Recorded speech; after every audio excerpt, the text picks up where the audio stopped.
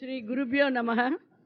திரு R.S. Narayana சுவாமி நினைவு நூலகம் மற்றும் இந்தியவியல் ஆராய்ச்சி மையம் இங்கு நமது விஸ்வ இந்து பரிஷத் அலுவலகத்தின் 2ஆம் தளத்தில் டாக்டர் திரு சுப்பிரமணிய சுவாமி அவர்களின் திருக்கரங்களால் திருவிளக்கை ஏற்றி வைத்து தொடங்கி வைத்துள்ளார். அப்படி தொடங்கி வைத்த இந்த காட்சியினை நீங்கள் காணொளி வாயிலாக கண்டு கழித்திருப்பீர்கள். தொடர்ந்து விழா மேடையை அலங்கரிக்கும் நேரம் இது. முன்னாள் பாராளுமன்ற உறுப்பினர் திரு சுப்பிரமணிய சுவாமி அவர்கள், டாக்டர் திருமதி சந்திரலேகா, டாக்டர் எம்ஜிஆர் பல்கலைக்கழகத்தின் முன்னாள் துணைவேந்தர் டாக்டர் சுதா சேஷையன், டாக்டர் திரு ராமகிருஷ்ண ராவ், டாக்டர் திரு வெங்கடேசன், டாக்டர் என் ரவிச்சந்திரன், டாக்டர் TR ரமேஷ் அவர்களை மேடையை அலங்கரிக்குமாறு கேட்டுக்கொள்கிறோம். இப்பொழுது திரு ராஜா வாத்தியார் அவர்களின் வேத கோஷத்துடன் இன்றைய நிகழ்ச்சியானது இனிதே தொடங்குகின்றது.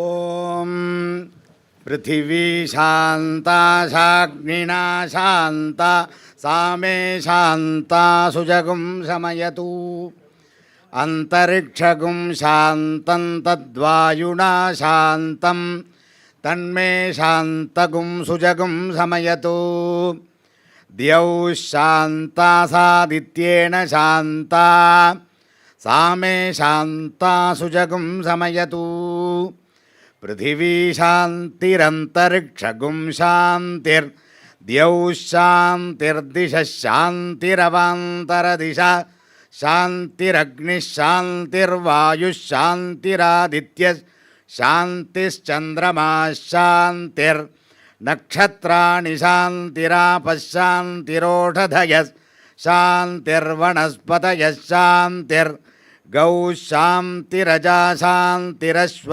சாந்தி புருஷ சாந்திர்பிரம்ம சாந்தி பிராமண சாந்தி சாந்திரேவ சாந்தி சாந்திர்மே அஸ்து சாந்தி. ஓம் சகனா பவது சகனௌ புனக்து சக வீர்யங்கரவாவஹை தேஜஸ்வினாவதீதமஸ்து மா வித்விஷாவஹை. ஓம் சாந்தி சாந்தி சாந்தி. ஹரி ஓம்.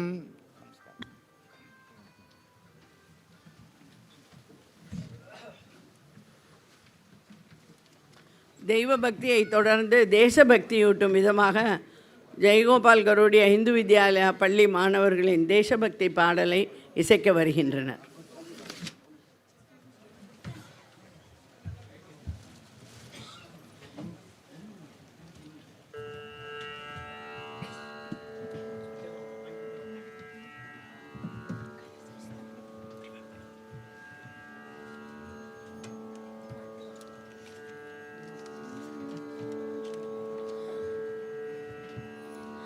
புண்ணிய நாடெங்கள் நாடு, இந்த பாரத பழம்பெரும் நாடு, இதன் பெருமை உலகில் உயர்த்த இணையில்லா தியாகம் செய்வோம்.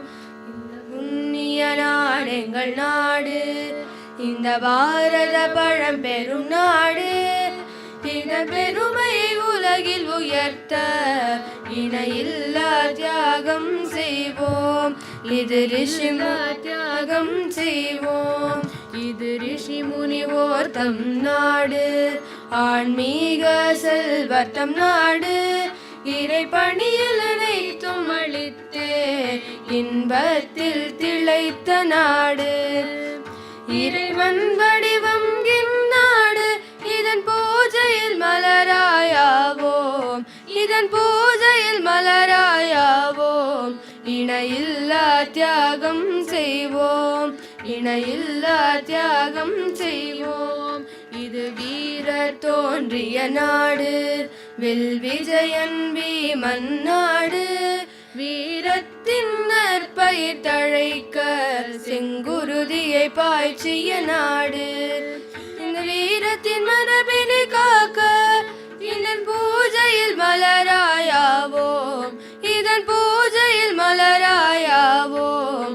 இணையில்லா தியாகம் செய்வோம், இணையில்லா தியாகம் செய்வோம். இதன் அகமும் புறமும் எதிரி, இதன் சுதந்திரம் பறிக்கும் வயிறு. இந்த நாட்டின் அடிமையாக்க சதிகள் பல செய்யும் துரோகி. இந்த நாட்டின் விடுதலைக்காக இதன் பூஜையில் மலராயாவோம், இதன் பூஜையில் மலராயாவோம். இணையில்லா தியாகம் செய்வோம், இணையில்லா தியாகம் செய்வோம். இந்த புண்ணிய நாடெங்கள் நாடு, இந்த பாரத பழம்பெரும் நாடு. இதன் பெருமையை உலகில் உயர்த்த இணையில்லா தியாகம் செய்வோம், இணையில்லா தியாகம் செய்வோம், இணையில்லா தியாகம் செய்வோம்.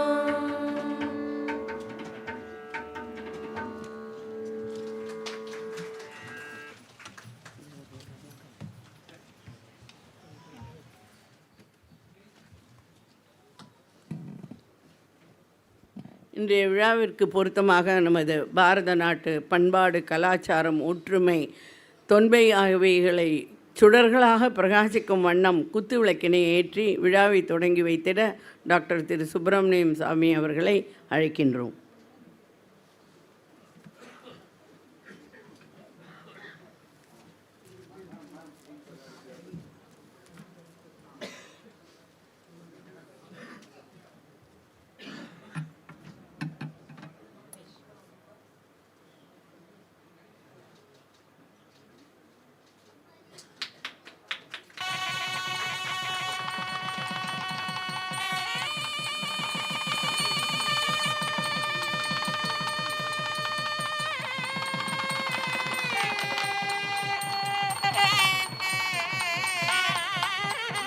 இங்கு நம்மிடையே வந்திருக்கும் சிறப்பு விருந்தினர்களுக்கு சிறப்பு செய்யும் நேரம். முதலில் முன்னாள் நாடாளுமன்ற உறுப்பினர், இன்று திரு RSN நினைவு நூலகத்தை தொடங்கி வைத்து நம்மிடையே வந்துள்ள டாக்டர் சுப்பிரமணிய சுவாமி அவர்களுக்கு விஸ்வ ஹிந்து பரிஷத்தின் முன்னாள் அகில உலக செயல் தலைவரும் விஸ்வ ஹிந்து வித்யா கேந்திரன் நிறுவனர் தலைவருமான திரு வேதாந்தம்ஜி அவர்களை பொன்னாடி போர்த்தி மரியாதை செய்வார்கள்.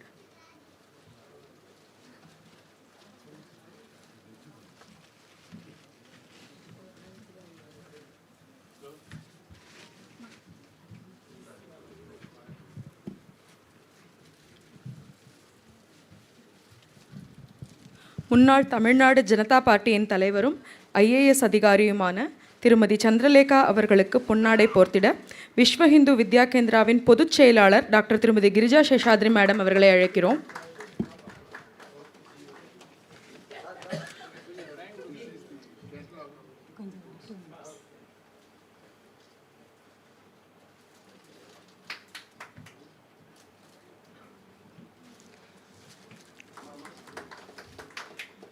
டாக்டர் ஸ்ரீ RS ரவிச்சந்திரன் அவர்களுக்கு நமது விஸ்வ ஹிந்து வித்யா கேந்திராவின் தலைவர் வேதாந்தம்ஜி அவர்கள் பொன்னாடை போர்த்தி மரியாதை செய்வார்.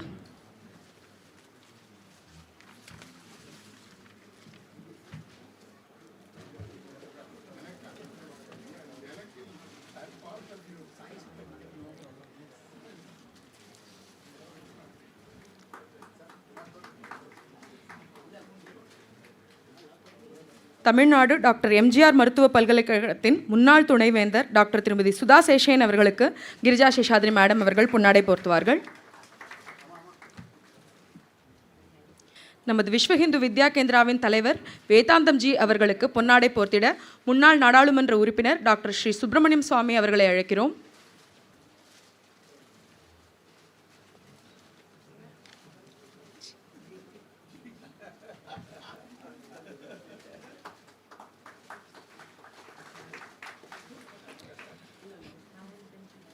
இந்து கோவில் வழிபாட்டாளர்கள் சங்கத்தின் தலைவர் திரு TR ரமேஷ் அவர்களுக்கு விஸ்வ இந்து வித்யா கேந்திராவின் இணைச் செயலாளர் திரு RP கிருஷ்ணமாச்சாரி ஐயா அவர்கள் பொன்னாடை அளிப்பார்கள்.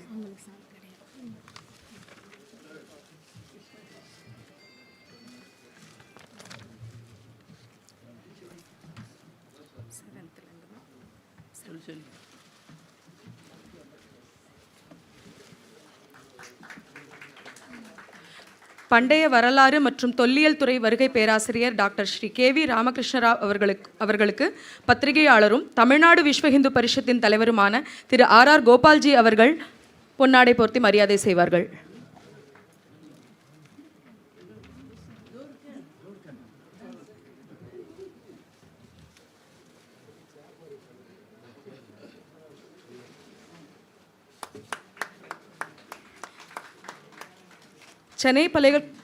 சென்னை பல்கலைக்கழகத்தின் தொலைதூர கல்வி மையத்தின் வரலாற்றுத்துறை உதவி பேராசிரியர் டாக்டர் ஸ்ரீ வெங்கடேசன் அவர்களுக்கு டாக்டர் ஸ்ரீ RS ரவிச்சந்திரன் அவர்கள் பொன்னாடை போர்த்துவார்கள்.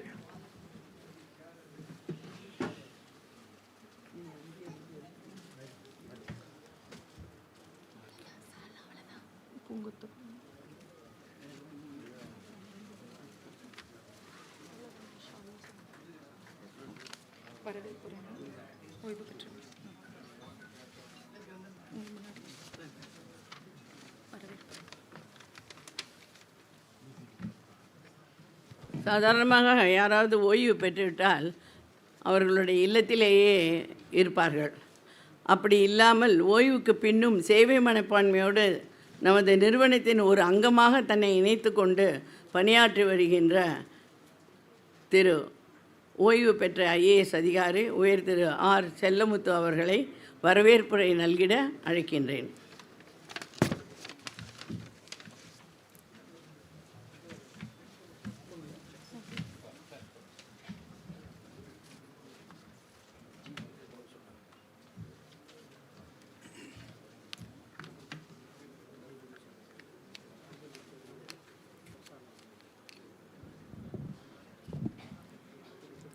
நமச்சிவாய வாழ்க, நாதன்றாள் வாழ்க, இமைப்பொழுதும் என் நெஞ்சில் நீங்காதான் தாழ்வாழ்க. எங்களுக்கெல்லாம் வழிகாட்டியாக இருந்து எங்களுக்கு மிகச் சிறந்த துணைவனாகவும் இருக்கின்ற மானனீய வேதாந்தம்ஜி அவர்களே, இன்றைய விழாவில் கலந்து கொண்டு தன்னுடைய கருத்துக்களை சொல்லுகின்ற மாண்பமை சுப்பிரமணியன் சுவாமி அவர்களே, என்னுடைய முன்னோடியாக இருந்து பல சிறப்புகளை எல்லாம் பெற்றிருக்கின்ற திருமதி சந்திரலேகா அவர்களே, மற்றும் இங்கே குழுமியிருக்கின்ற முன்னாள் துணைவேந்தர் டாக்டர் சுதா சேஷையன் அவர்களே, ஆலய வழிபாட்டிற்காக கூட ஒரு இயக்கத்தை தோற்றுவிக்க வேண்டிய நிலை இருக்கிறது என்பதை உணர்த்துகின்ற வகையிலே நம்முடைய இந்த நாட்டிலே அதற்காக பாடுபட்டு கொண்டிருக்கின்ற TR ரமேஷ் அவர்களே, மற்றும் இங்கு வந்திருக்கின்ற KV ராமகிருஷ்ணராவ் அவர்களே, உதவி பேராசிரியர் டாக்டர் வெங்கடேசன் அவர்களே, என்னுடைய அருமை நண்பர் RS நாராயணசாமி அவர்களுடைய திருமகன் ரவிச்சந்திரன் அவர்களே, அதேபோன்று இந்த இயக்கத்திற்கு பெரிய மையப்புள்ளியாகவும் பெருந்தூணாகவும் இருந்து வருகிற நம்முடைய கிருஷ்ணமாச்சாரி அவர்களே, மற்றும் இந்த நிறுவனத்தினுடைய ஒளிக்கதிராக இருந்து வருகின்ற அருமை சகோதரி திருமதி கிரிஜா சேஷாத்திரி அவர்களே, மற்றும் இங்கு பெருந்திரளாக குழுமியிருக்கின்ற பெரியோர்களே, நண்பர்களே, நிறைய பேச வேண்டும் என்று நான் நினைத்திருந்தேன். இருந்தாலும் 2 கருத்துக்களை மட்டும் நான் உங்களுக்கு வலியுறுத்தி சொல்ல விரும்புகிறேன். நாங்களெல்லாம் இந்திய வரலாற்றை பற்றி படிக்கின்ற பொழுது பழைய நாகரிகம், சிந்துவெளி நாகரிகத்திற்கு முந்திய நாகரிகத்தையும் படித்துவிட்டு பிறகு இந்த சிந்துவெளி பக்கம் வந்து பார்க்கின்ற பொழுது ஒரு பேராசிரியர் சொன்னார், இந்திய நாகரிகம்தான் உலகத்திலேயே முதலில் தோன்றிய நாகரிகம். அதற்கு காரணம் என்னவென்று சொன்னால், பூமத்திய ரேகைக்கு பக்கத்திலே உயிர்கள் முதலில் தோன்றின. அங்கு இருந்த வெப்ப தட்பநிலை, இயற்கை சூழ்நிலை தான் உயிர்கள் தோன்றுவதற்கு சரியாக இருந்தது. எனவே அங்கே உயிர்கள் தோன்றிய பொழுது அது 2ஆக பிரிந்து கோண்டுவானா என்று ஒரு பகுதியாக பிரிந்து செல்கின்ற பிறகெல்லாம் சற்று வடக்கே நகர்ந்து கொண்டே இருக்கின்ற பொழுது இந்த நம்முடைய தமிழ்நாட்டிலே இருக்கின்ற நாம் தான் முதலில் தோன்றிய குரங்குகள் என்று கூட சொல்ல வேண்டிய ஒரு சூழ்நிலை ஏற்பட்டுவிடும். அதே போன்று வடக்கே செல்லுகின்ற பொழுது இமயமலையை தாண்டி சென்று கொண்டே இருக்கின்றது.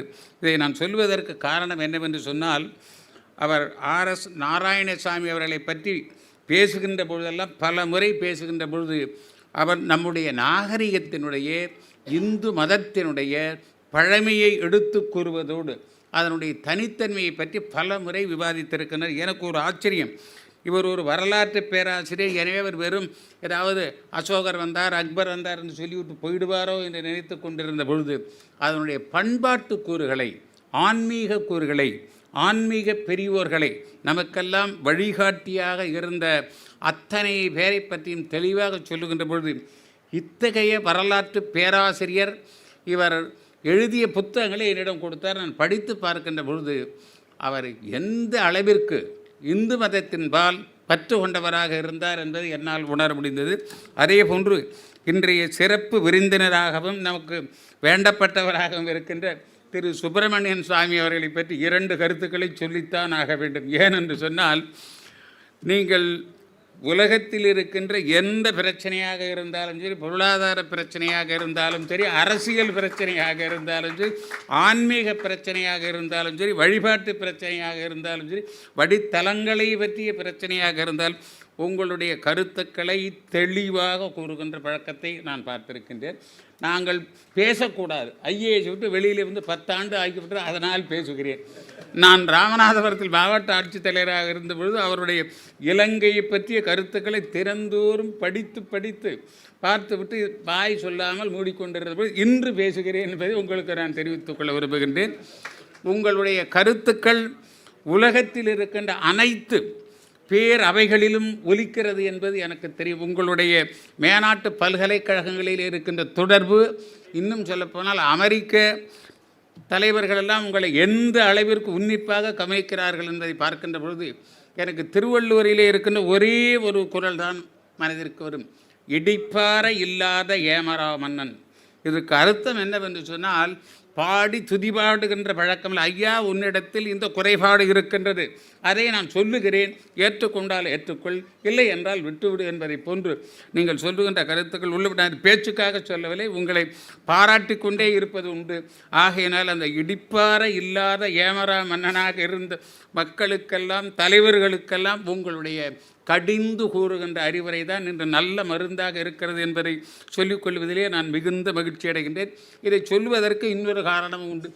இந்திய திருமகனாக இருந்ததும் தமிழகத்திலே இருந்து வந்திருக்கின்ற உங்களை பாராட்டுவதிலே நான் உள்ளபடியே மகிழ்ச்சி அடைகின்றேன். இப்பொழுது நான் யாரை வேண்டுமானாலும் பாராட்டலாம், எங்களையெல்லாம் யாரும் குறை சொல்ல முடியாது.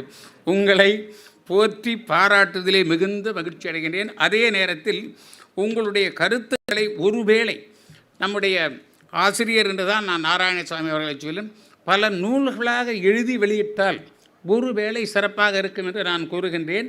ஏனென்று சொன்னால், உங்கள் கருத்துக்கள் நிச்சயமாக இரும்பிலே அடித்த ஒரு ஆணி எவ்வாறு வெளியே வராதோ அதே போன்று மக்கள் மனத்திலே பதிந்திருக்கின்ற பல மேலை நாட்டு அறிஞர்கள் உங்களை பாராட்டுவது மட்டுமல்ல, உங்களுடைய கருத்துக்களை ஏற்றுக்கொண்டிருக்கின்றார்கள். எனவே உங்களை இந்த விழாவிற்கு வருக வருக என்று வரவேற்பதில் நான் மிகுந்த மகிழ்ச்சி அடைகின்றேன். அதிலும் நம்முடைய இலங்கை பிரச்சனையை பற்றி ஆணிவேராக நான் அறிந்தவன் என்பதை சொல்லுவது மட்டுமல்ல, மத்திய அரசிலிருந்து வருகின்றவர்கள் முதலில் ராமநாதபுரத்திற்கு வந்து என்னை பார்ப்பார்கள், அல்லது என்னுடைய முன்னாள் ஆட்சித்தலைவரை பார்ப்பார்கள். அந்த பிரச்சனையை எவ்வாறு நீங்கள் தீர்த்து வைக்கப் போகிறீர்கள் என்பதுதான் என்னுடைய கோரிக்கையாக கூட இருக்கின்றது. உங்களால் முடியும் என்பது என்னுடைய எண்ணம், அதையும் நான் சொல்லுகிறேன். எனவே இந்த இந்திய திருநாட்டிற்கு, இந்த இந்து மதத்திற்கு பெரும் பணியாற்றி வருகின்ற உங்களை வருக வருக என்று வரவேற்பதில் நான் மிகுந்த மகிழ்ச்சி அடைகின்றேன். அதே போன்று நம்முடைய அரசன் அவர்களை பற்றி இன்னும் 2 கருத்துக்களை சொல்லியே ஆக வேண்டும். அவர் கிட்டத்தட்ட 80 வயதை கடந்த பிறகுதான் எனக்கு அறிமுகமாகிறார். அவருடைய மகன், அவர் 45 வயதிலேயே எனக்கு மிகவும் அறிமுகமாகிவிட்டார். இன்னும் சொல்லப்போனால் அவர் அந்த ஃபேக்ட்ரி தொழிற்சாலையிலே இருக்கின்ற எந்த சிக்கலும் வராமல் தீர்த்து வைப்பதிலே வல்லவராக இருந்தார். ஒரு முறை என்னை ஒரு விழாவிற்கு கூப்பிட்டார். எனக்கு சங்கடம்.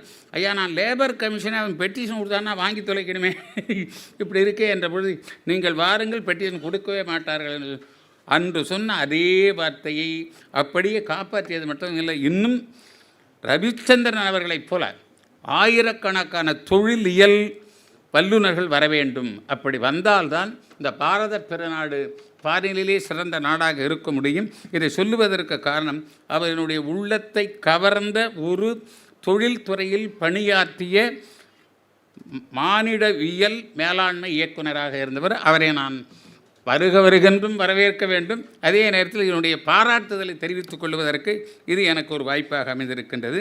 அதே போன்று திருமதி சந்திரலேகா அவர்களை பற்றி நாடு மட்டுமல்ல உலகமே நன்றாக அறியும். அவர்கள் தன்னுடைய பணியிலே மிக துணிவானவர் என்று பெயர் பெற்ற அலுவலர் என்று சொல்லுவதா, பெண்மணி என்று சொல்லுவதா என்று எனக்கு தெரியவில்லை. அவர்களுடைய வரலாறு பூராவும் தெரியும். அவரும் கிட்டத்தட்ட திண்டுக்கல் பக்கத்திலே பிறந்தவர் என்று நான் கேள்விப்பட்டிருக்கின்றேன். அவருடைய தந்தையாரை பற்றி பலர் என்னிடம் சொல்லுவார்கள். அவர் பணியாற்றிய பல இடங்கள், அது தென்னார்காடு மாவட்டமாக இருக்கலாம் அல்லது இது சென்னையாக இருக்கலாம், எங்கு சென்றாலும் எந்த பணியை எடுத்தாலும் எதிலும் மலைக்காமல் துணிவாக செய்தவர். தன்னுடைய கருத்துக்களை தெளிவாக சொன்னவர். எவ்வளவு பெரிய அரசியல் தலைவராக இருந்தாலும் அவர் உள்ளபடியே ஒரு எடுத்துக்காட்டாக விளங்கியவர்.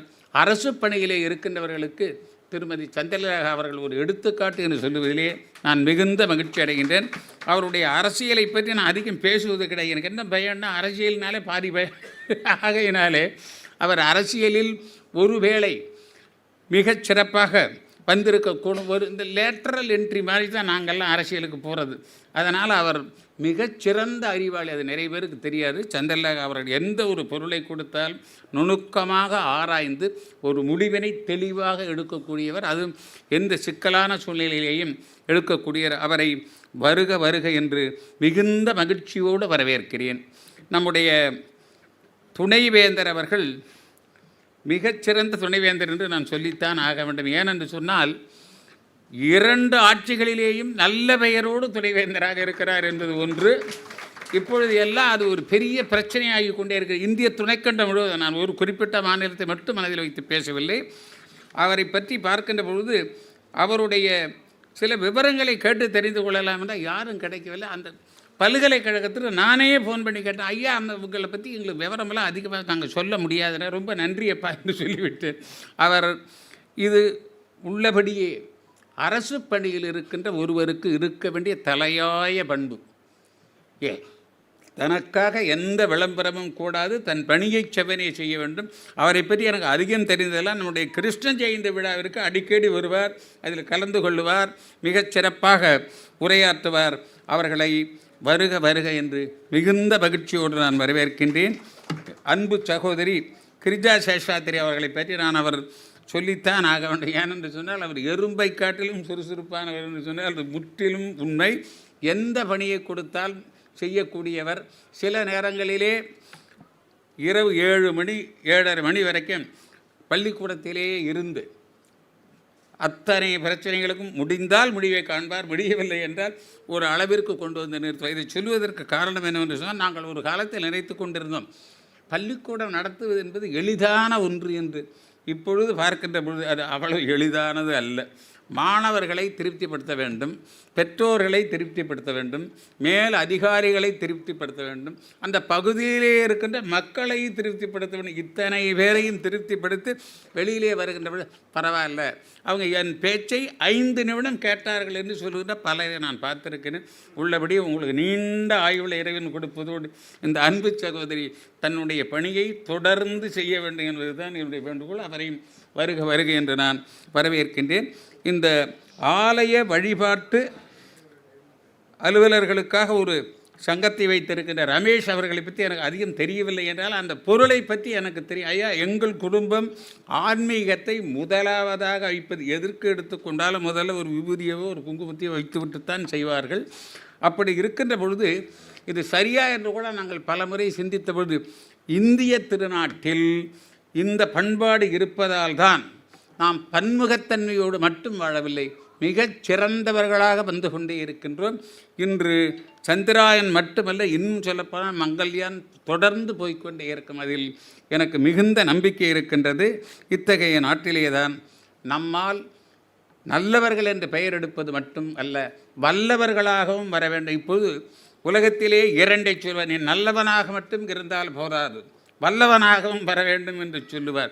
ஓடுகின்ற பாம்பை பிடிக்க வேண்டும், முட்ட வருகின்ற மாட்டையும் கூட நீ அடக்க வேண்டும் என்று எல்லாம் சொல்லுவார்கள். இத்தகைய பண்பாடுகள் வளர வேண்டும் என்று சொன்னால், நான் அறிந்த வரையில் இந்து மதம் அது என்னுடைய மதம், அதிலே தான் எல்லா குறிக்கோள்களும் இருக்கின்றன. இன்னும் சொல்லப்போனால் இந்த இந்து மதத்திலே இருக்கின்ற இதிகாசங்களை நல்ல முறையில் உணர்ந்தாலே போதும். என்னுடைய மனதிற்கு மிகவும் பிடித்த காவிய தலைவன் என்று சொன்னால் ராமன் தான். அந்த ராமன் இன்பத்தை அனுபவித்தானா என்று வருகின்ற பொழுது பல இடங்களில் வால்மீகி என்ன சொல்லுகிறார் என்று சொல்லி, பகலிலே முடிவு எடுத்து விட்டு இரவிலே ராமன் இந்த முடிவு சரிதானா என்று இன்றைய அலுவலர்களைப் போல சிந்தித்து கொண்டு தூக்கம் வராமல் தவித்த பொழுது அவனுடைய அன்னையர்கள் அவனை அழைத்த, அப்பா நீ தூங்கு, நீ நல்ல முடிவைத்தான் எடுத்தேன் என்று சொல்லுவார்களாம். அதில் உந்தி நிற்பவர் கைகேயி. இதான் ஒரு பெரிய வேடிக்கை.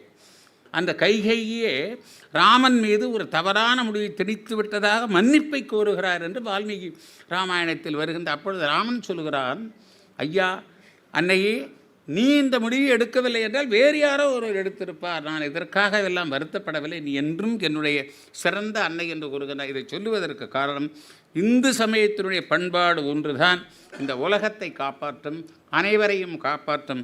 அதுதான் யாதும் ஊரே யாவரும் கேளிர் வசுதேவ குடும்பகம் என்ற நிலையை உயர்த்தி காட்டும் என்று கூறி உங்கள் அனைவரையும் வருக வருக என்று மெய்மெலி உவகையுடன் வரவேற்று அமைகின்றேன். வணக்கம்.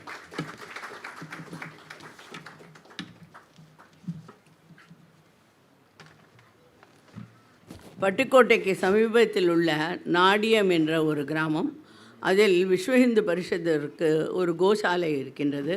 அதில் கிட்டத்தட்ட 100 மாடுகளுக்கு மேல் உள்ளன. அதை பராமரிப்பதற்கும் அதை போஷாக்கு செய்வதற்கும் இன்று நம்மிடையே திரு RPK கிருஷ்ணமாச்சாரி, அவர் joint secretary of Vishwa Hindu Vidya Kendra, general secretary Swami Vivekananda rural development society, VHPயின் வைஸ் பிரசிடெண்ட் என்று பல தர பொறுப்புகளை வகித்தாலும் அவர் நாங்கள் கூப்பிடுவதெல்லாம் கலியுக கர்ணன் என்று தான் அவரை கூப்பிடுவோம். அப்படி ஒரு இந்து காசுக்காக சரி, எந்த ஒரு இந்து படுகின்ற துன்பத்தை கண்டாலோ அல்லது கோவில்களில் ஏதேனும் இல்லை என்றாலோ இல்லை குலத்தை சீரமைக்க வேண்டும் என்று விருப்பப்பட்டாலோ உடனே எல்லோரும் அணுகுவது திரு கிருஷ்ணமாச்சாரி சார் அவர்களை தான். அவர் இன்று நம்முடைய கோசாலைக்கு, நாடியம் கோசாலைக்கு கிட்டத்தட்ட 5 லட்சம் ரூபாய் காசோலையை திரு சுப்பிரமணியம் சுவாமி அவர்களிடம் வழங்குகிறார்.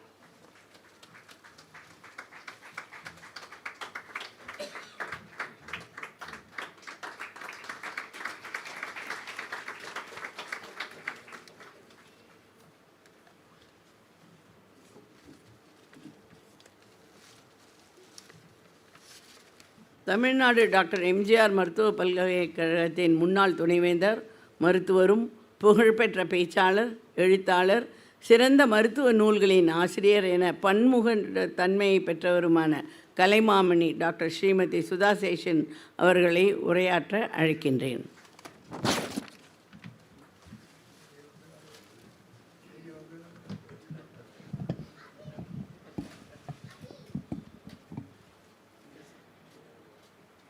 ஸ்ரீ குருபியோ நமக. மேடையிலே வீற்றிருக்கிற பெருமக்கள் அனைவருக்கும், அரங்கத்திலே இருக்கிற பெருமக்கள் அனைவருக்கும் என்னுடைய அன்பான வணக்கங்கள்.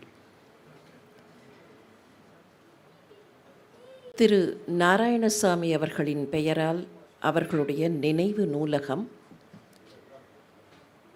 along with it Indological Research Institute.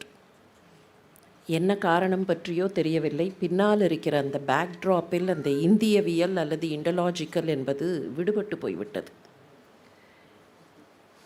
ஒருவேளை அந்த இந்தியவியல் என்கிற சொல்லுக்கே கொஞ்சம் சிக்கல் அதிகம் என்பதனால் விட்டுவிட்டார்களோ எனக்கு என்று ஒரு சந்தேகம். இண்டாலஜி என்கிற அந்த வார்த்தை ஜெர்மானியர்கள் இந்திய நாட்டை பற்றி அறிந்து கொள்ள வேண்டும் என்று ஆசைப்பட்ட போது உருவாக்கப்பட்ட ஒரு சொல். அது எப்போது ஒரு டிசிப்ளின் ஆர் ஒரு சப்ஜெக்ட் என்பதாக மாறியதென்றால் when the Dutch East India Company functioned. Dutch East India கம்பெனியில் நெதர்லாண்ட்ஸ்லேருந்து அங்கே இருக்கிறவர்களை இங்கே அதிகாரிகளாக நியமனம் செய்ய வேண்டும் என்கிற போது அவர்கள் இந்தியாவை பற்றி ஏதாவது தெரிந்து கொண்டால் மட்டுமே நியமனம் செய்யப்பட்டார்கள். அதற்காக அவர்கள் படிப்பதற்கு ஒரு சப்ஜெக்ட் உருவாக்கப்பட்டது. அதுதான் இண்டாலஜி என்று அப்போது பெயர் பெற்றது.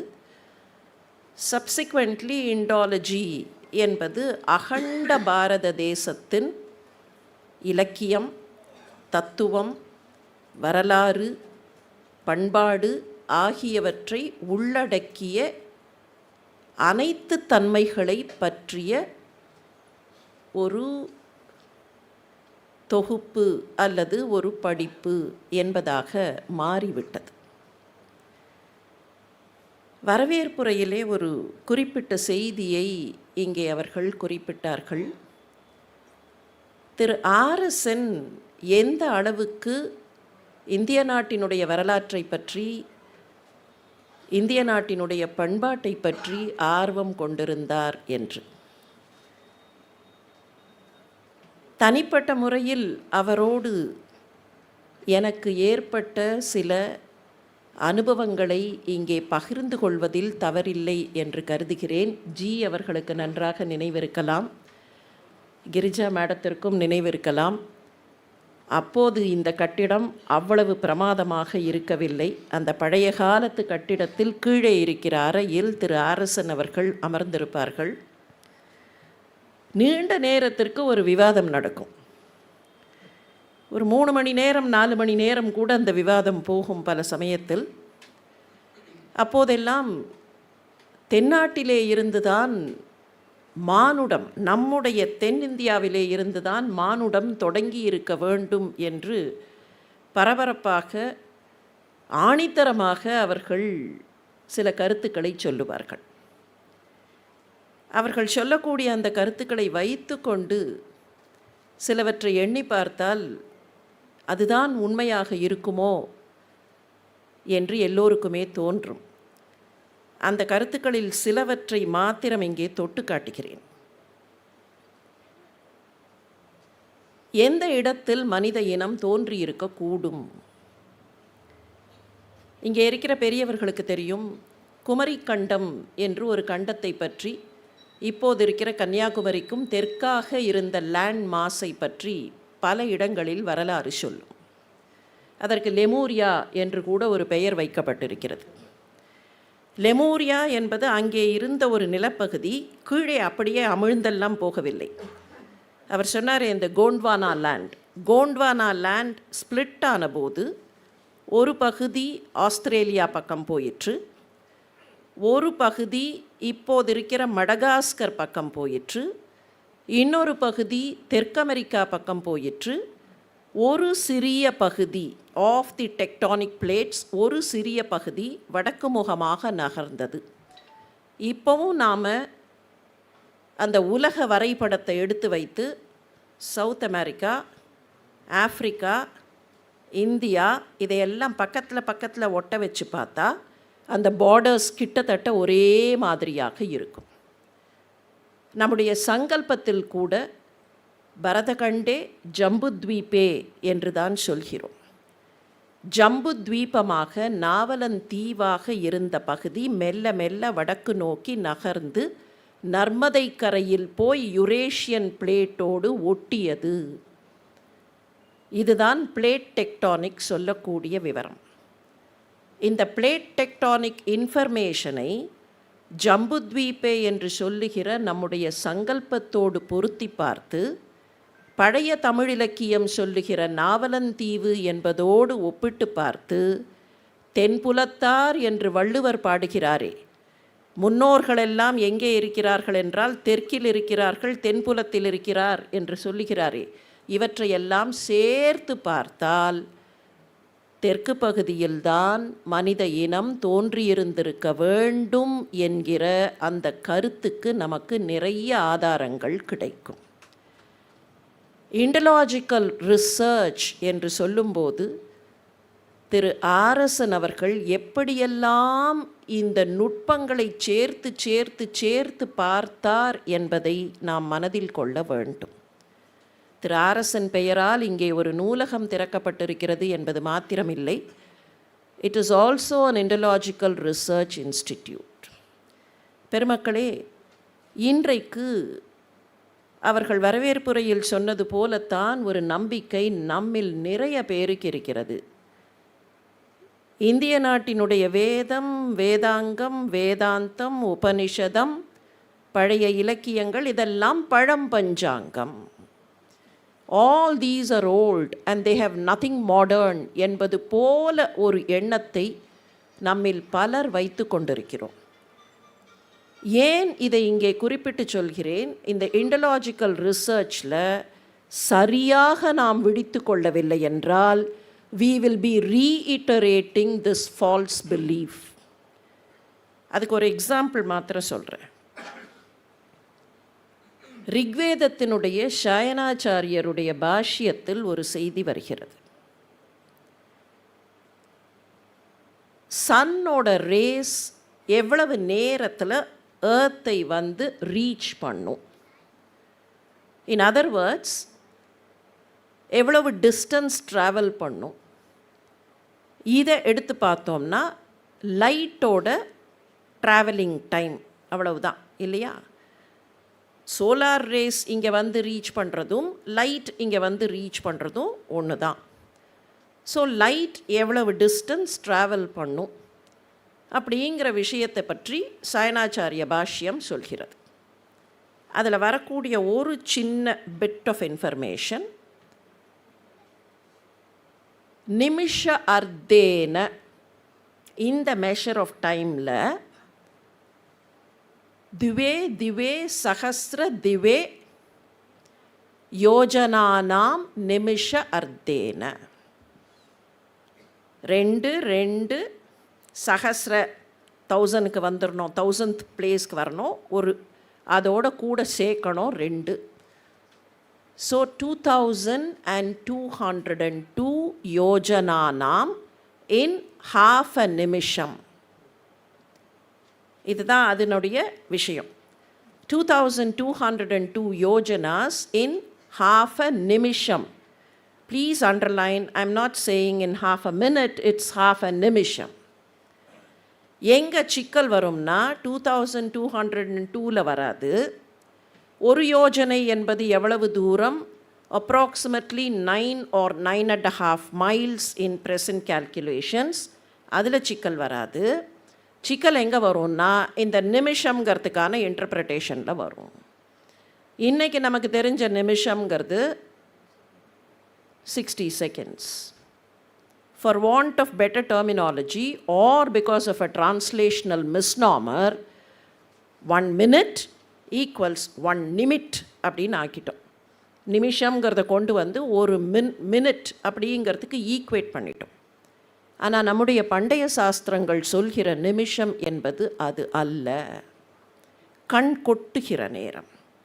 நிமி சக்கரவர்த்தி இங்கே உக்காந்துருக்காருன்னு புராணம் சொல்லும். இந்த இடத்துல நிமி சக்கரவர்த்தி உட்காந்துருக்கார், அவர் அப்படி கண்ணை அசைக்கிறார், மேல் இமையை அசைக்கிறார், அந்த விங்க் ஆஃப் அன் ஐ என்பார்களே அதுதான்.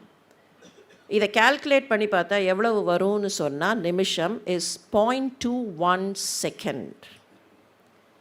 இப்போ நிமிஷ அர்த்தேனா 0.21 செகண்டில் பாதி. It is travelling 2202 yojanas. If you calculate 2202 into 9, that will be that number of miles in half a நிமிஷம். இதை அந்த half a நிமிஷம்ங்கிறது 0.106 செகண்ட் அப்படிங்கிறத வச்சு calculate பண்ணினோன்னா the number that we'll get is 1,86,900 miles light oda speed. Now please go and Google and find out what is C constant.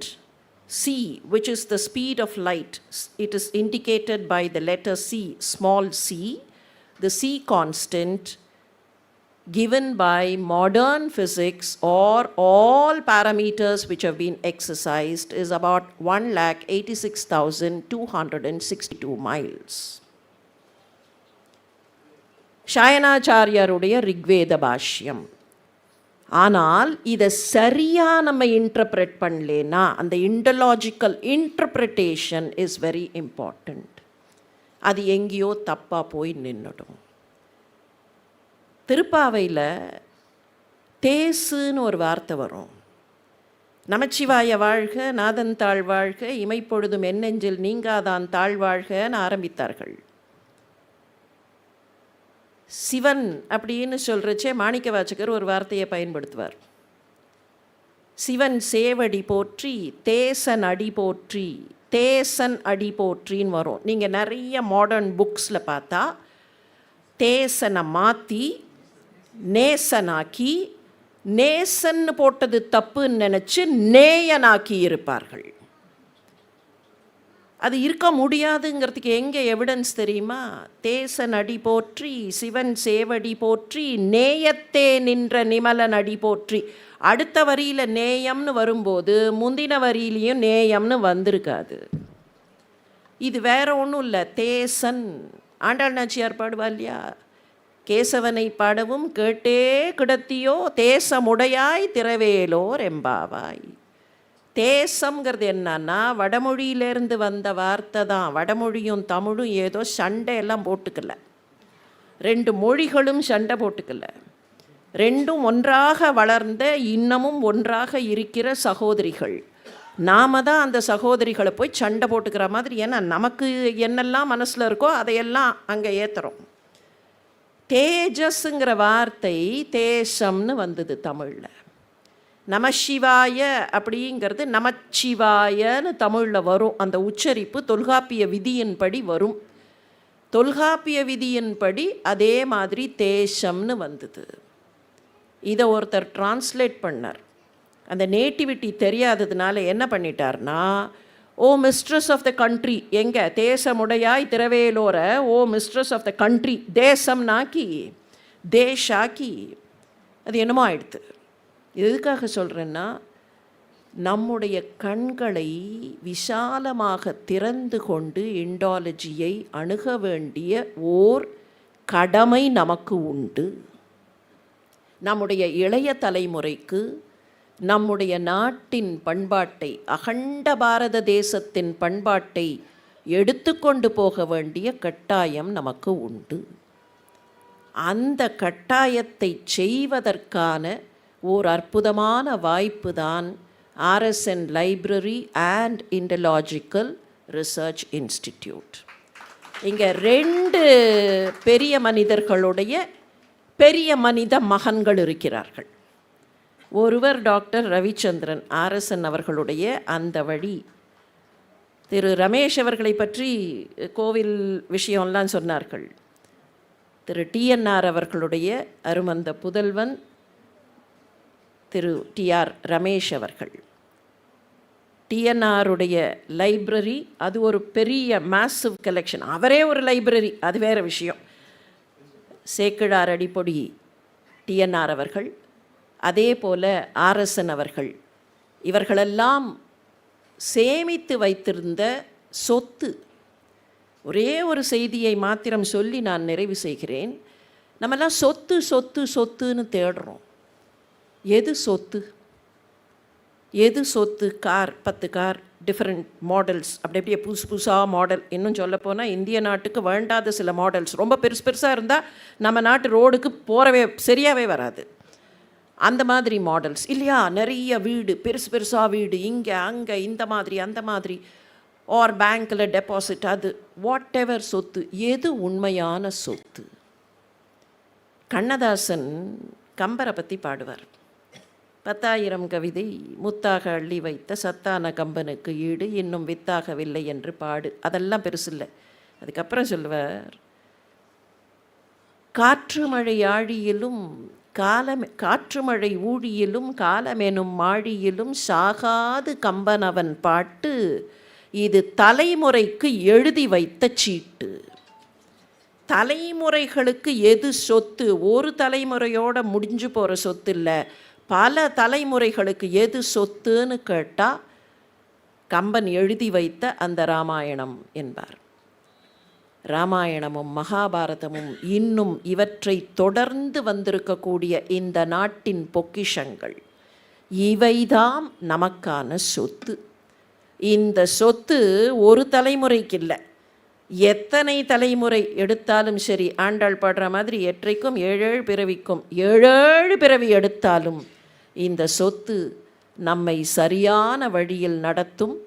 அந்த சரியான வழியில் நடத்துவதற்கான, நாம் சரியான வழியை தேடி நடப்பதற்கான ஒரு நல்ல வாய்ப்பை இன்றைக்கு RSN நினைவு நூலகம் மற்றும் இந்தியவியல் ஆராய்ச்சி நிறுவனம் வழியாக பெறுகிறோம். அதை தொடங்கி வைத்திருக்கக்கூடிய, அதற்கான ஒரு வழிவகையை செய்திருக்கக்கூடிய உங்கள் அனைவருக்கும் எங்களுடைய நெஞ்சார்ந்த நன்றிகள். திரு சுப்பிரமணியம் சுவாமி அவர்களுக்கும், வேதாந்தம் ஜி அவர்களுக்கும், திரு ரவிச்சந்திரன் அவர்களுக்கும், மேடம் கிரிஜா சேஷாத்ரி அவர்களுக்கும், மேடம் சந்திரலேகா அவர்களுக்கும், திரு TR ரமேஷ் அவர்களுக்கும் வருங்கால தலைமுறைகளின் நெஞ்சார்ந்த நன்றிகளை இந்த மேடையில் உரித்தாக்குகிறேன். நன்றி. வாய்ப்புக்கு நன்றி. வணக்கம்.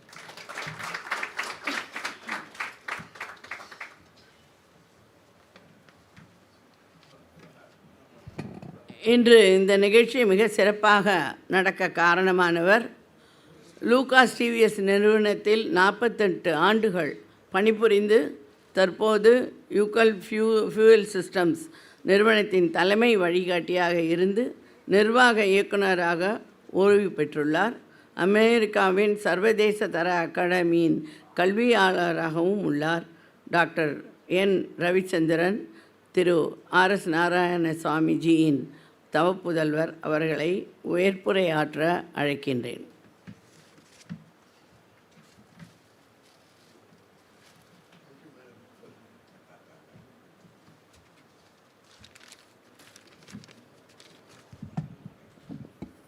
உங்களுடைய அனுமதியுடன் நான் ஆங்கிலத்தில் பேச விரும்புகிறேன். இதோடைய பேச்சோட பர்பஸ் ஒரு 10 minutes. ஏன்னா திரு சுவாமி அவர்கள் இருக்கிறார், திரு ரமேஷ். ஸோ அதுதான் நமக்கு முக்கியமே தவிர என்னுடைய பேச்சு முக்கியமில்லை. இருந்தாலும் எனது தந்தையை பற்றி எல்லோருக்கும் தெரிந்திருக்க நியாயமில்லை.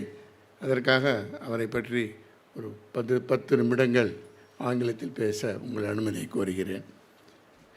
Good evening to all. Well-respected dignitaries on the dais, Dr. Subramanian Swamy, Dr. Sudha Seshayan, Madam Chandralekha, Mr. Ramesh, and of course, Vedantha ji is not an outsider, so I won't thank him now. I'll come later in my speech. He's part of us, so I can't thank myself. And Girija, they're all part of us. So, first of all, I'm extremely grateful on behalf of my family and myself for you people to find time to come over here and participate in this inaugural function. We are very grateful to you. About my father, who is known as RSN Ji here, he hailed from a Tanjavur district. We hailed from a very agricultural family, and we believed those days in only agriculture. My grandfather has studied only less than SSLC, and he was of course a magistrate at that time, but all his sons were educated, and my father did his schooling in a school in Trikatipalli, where he used to travel 4 miles by walking.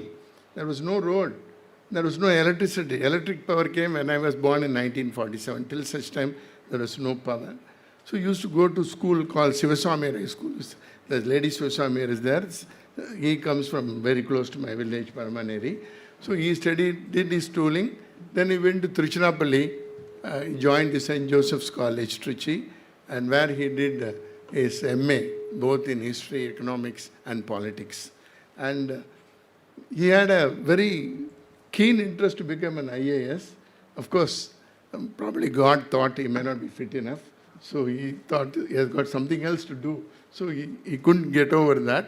So he joined as a lecturer in St. Joseph College. But he was so interested in this type of reading, writing, etc. He joined the first course in Madras University, which started on journalism at Walajabad. It was the first course. In fact, before his demise, thanks to Mr. Ramakrishnan and others, he was invited and honored as the first student of that course. After that, he joined Indian Hindu for some time. Probably he thought Hindu is not Hindu, so he moved to Indian Express. And Ramnath Goenka was very close to him. Of course, he joined as an assistant editor, and Madurai edition was started. He just asked to go to Madurai edition and develop the Madurai edition. And till 56, he moved to Madurai. And then in Madurai, he worked as a news editor, then editor, etc., etc. I'm not going to those details. And he served almost for 30 years.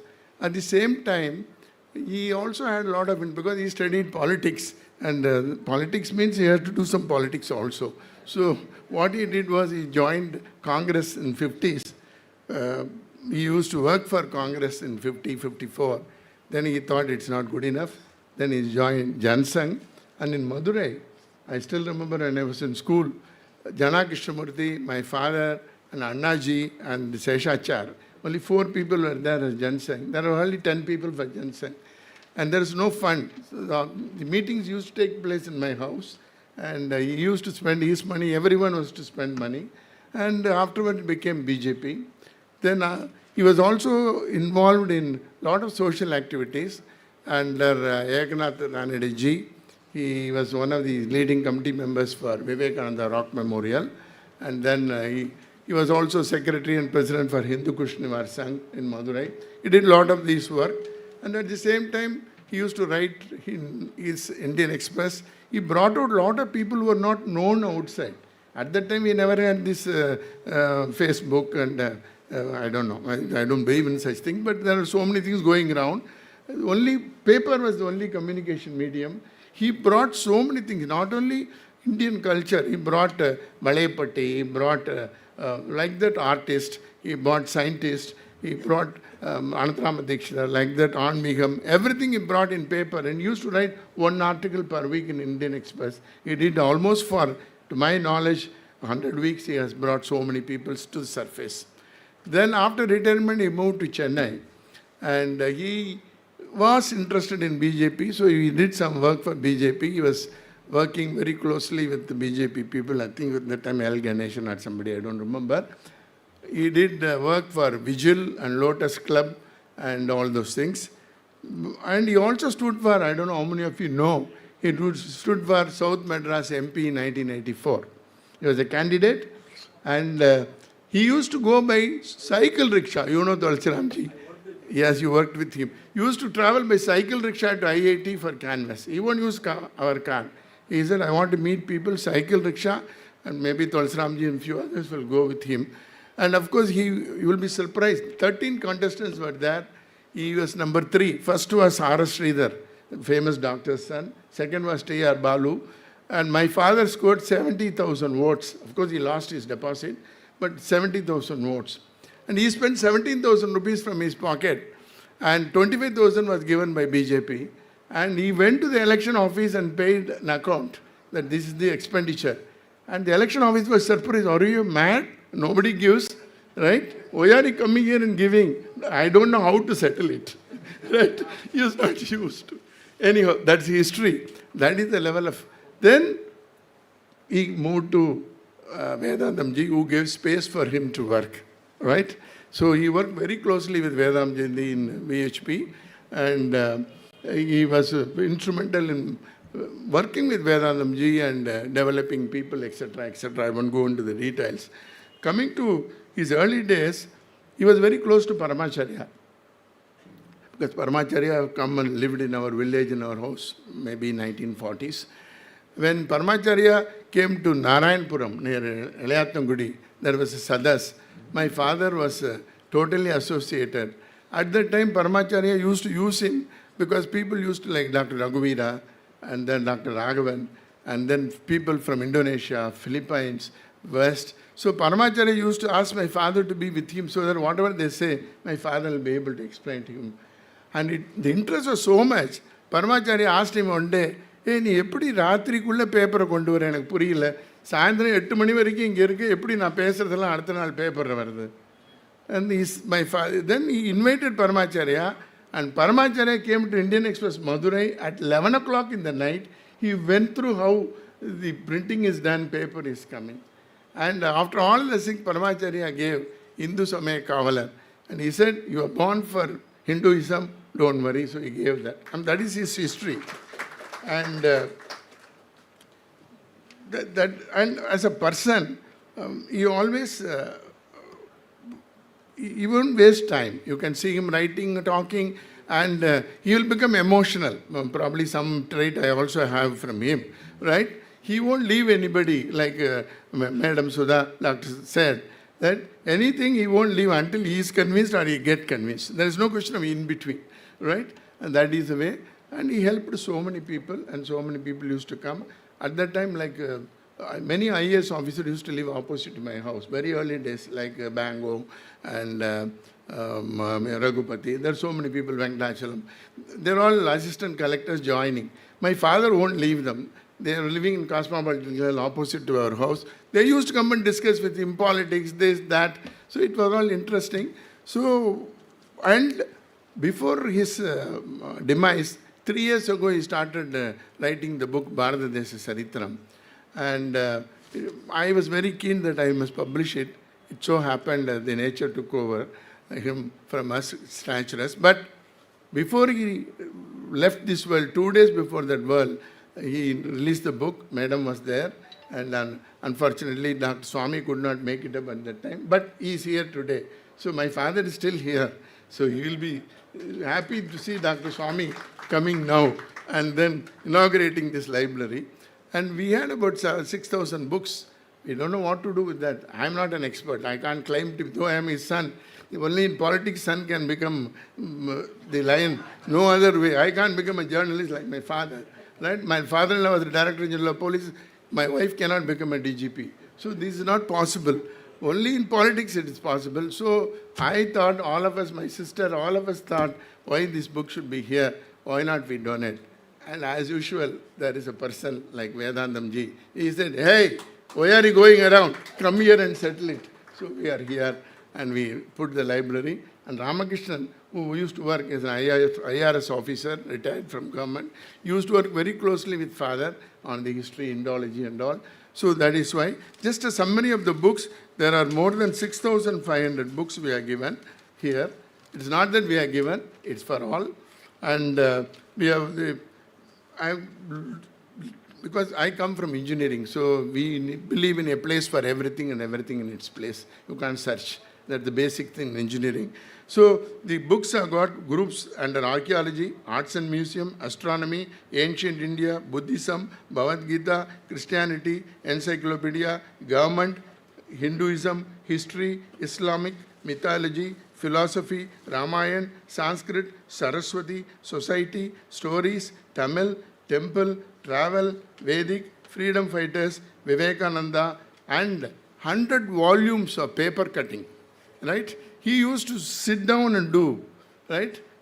Sometimes we help, he'll be doing, and there are 100 volumes are there, and each will be about 7. And dates back to 1940. Last week I went around and I could get 1947 when the Independent Dinamani has published. Today we are saying India, right? India is union of, we are saying, whereas if you see that cutting, it is different published in Dinamani, right? How India, Bharatadesham, as you said, it is not only India, it is more than that, right? So we are very happy, my family and all of us, that this can be useful. Why I am saying is, this will be used by many for enriching their knowledge. Today, I am from engineering, so I see the world from that angle. Knowledge, the obsolescence is so fast in knowledge.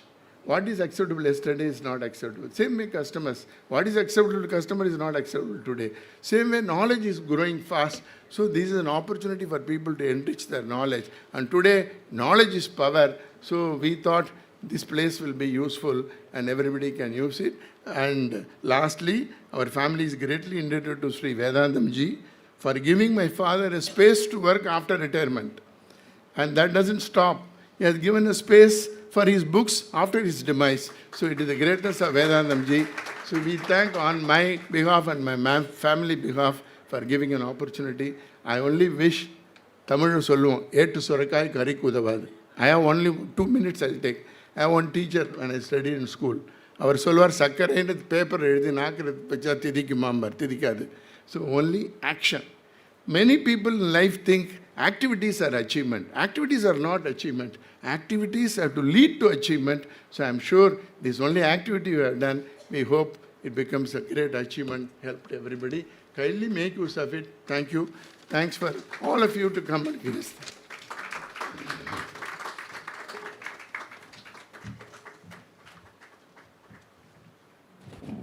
சுங்கம் மற்றும் மத்திய கலால் உதவி ஆணையர் மற்றும் உதவி இயக்குநராக பணியாற்றி ஓய்வு பெற்றவர், வரலாற்று ஆசிரியர், 500க்கும் மேற்பட்ட ஆய்வு கட்டுரைகளை வெளியிட்ட ஆராய்ச்சி அறிஞர், 2 புத்தகங்களின் ஆசிரியர், இந்திய வரலாற்று காங்கிரஸின் வாழ்நாள் உறுப்பினர், பாரதிய இதிகாச சங்கலானா சமிதியின் பொதுச் செயலாளர், சென்னை பல்கலைக்கழகத்தின் பண்டைய வரலாறு மற்றும் தொல்லியல் துறையின் வருகை பேராசிரியர் என பல்துறை வல்லுநராக விளங்குபவர் டாக்டர் KV ராமகிருஷ்ணராவ் அவர்களை இந்த நூலகம் அமைய முக்கிய காரணகர்த்தா என்றே கூறலாம். நூலகத்தினை அமைத்திட அவர் ஆற்றிய சிறப்பு பணிகள் குறித்து நம்மிடையே பகிர்ந்து கொள்ள அவரை அழைக்கின்றோம்.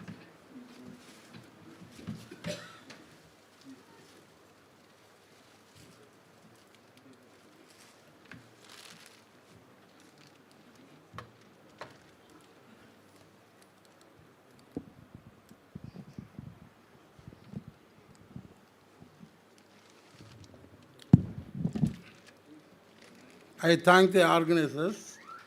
About the Indology, Dr. Sudhasesan has already given some brief. Now I will deal only with the subject matter, avoiding all the other formalities. So Indology has been the study of India, but not the 1947 India, that is Bharat. So Bharat, that is within inward commerce. It is the systematic. Okay. It is the systematic study of India in all aspects of arts, sciences, and technology from the prehistoric to modern periods. As the Indic culture, tradition, heritage, and civilization were spread, registered, and found recorded in many parts of the ancient world, it was understood accordingly by the Western and European experts during the 17th to 20th centuries.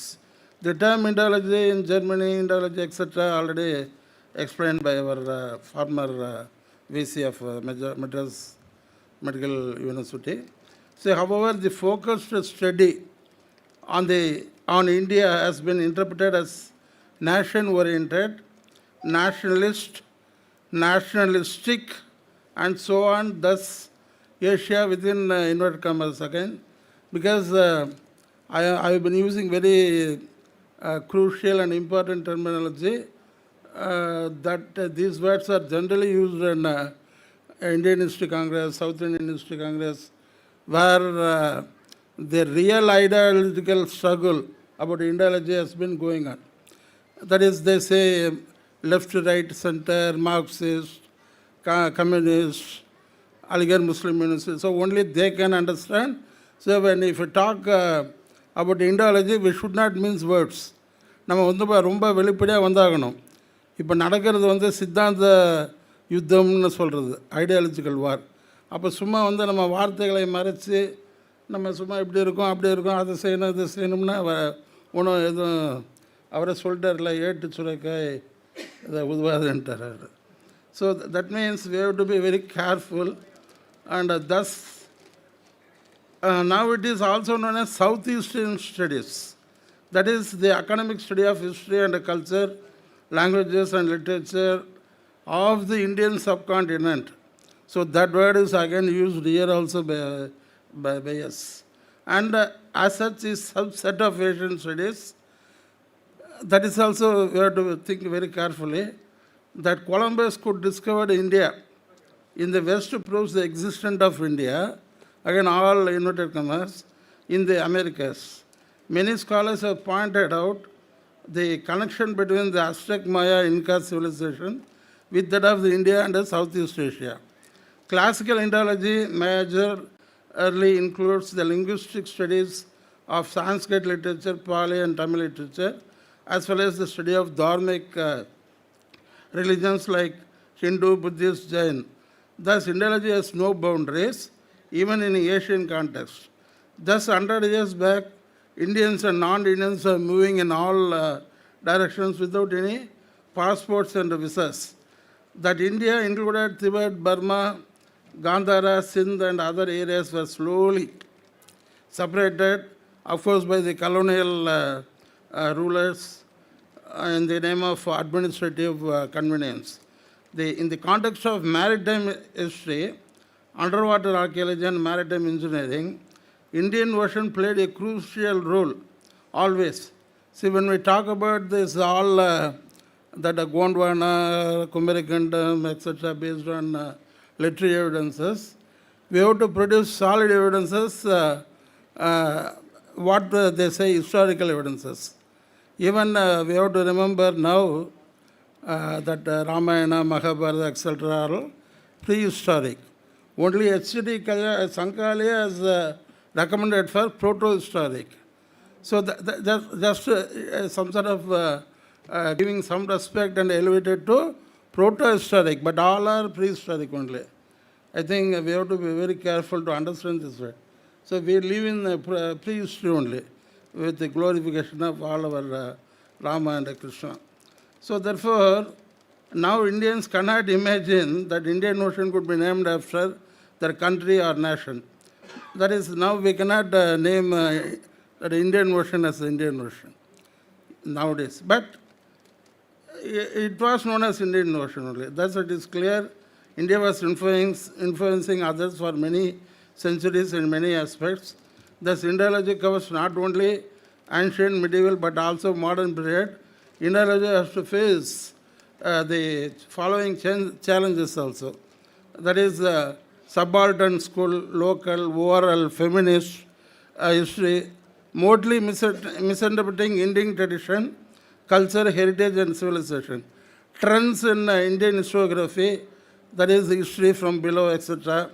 Indian judiciary, judgments and impact on society. That is, so many judgments have come, living in relation, same-sex marriage, breaking of joint family system, etc. Perhaps our Dr. Subramanian Swamy will dwell upon this subject. Then coming to this liberalization, privatization and globalization, change in the taxation system, goods and services affecting the traditional industries mostly.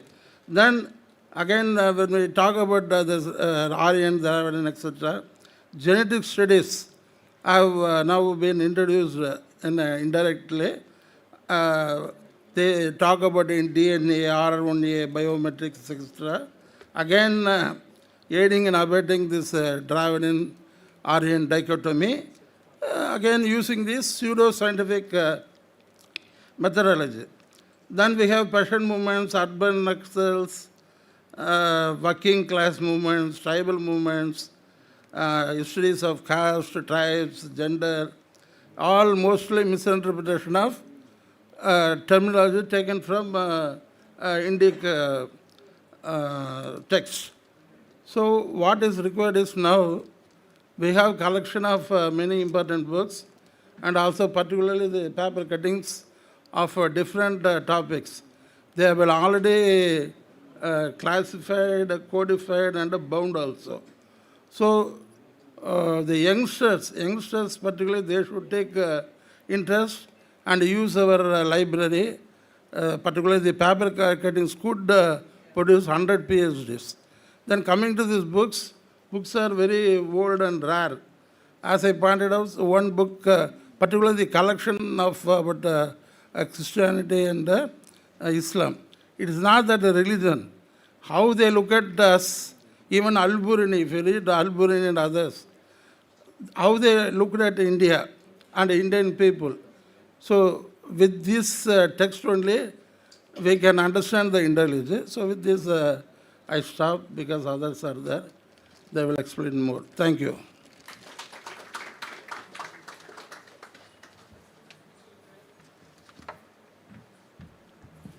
முன்னாள் தமிழ்நாடு ஜனதா பார்ட்டியின் தலைவரும் முன்னாள் IAS அதிகாரியும் மன உறுதியோடும் நேர்மை மற்றும் சத்தியத்திற்காக பாடுபடுபவரும் பெண்களுக்கெல்லாம் ஒரு எடுத்துக்காட்டாக நவீன யுகத்தின் ஜான்சி ராணியாக எடுத்த எந்த ஒரு காரியத்தையும் வெற்றிக்காக மட்டுமே வெற்றி அடைய வேண்டும் என்ற இலக்கை உறுதிப்பாங்கோடு கொண்டு திகழ்பவர் திருமதி சந்திரலேகா ஐஏஎஸ் அவர்களை வாழ்த்துரை வழங்க அழைக்கின்றேன்.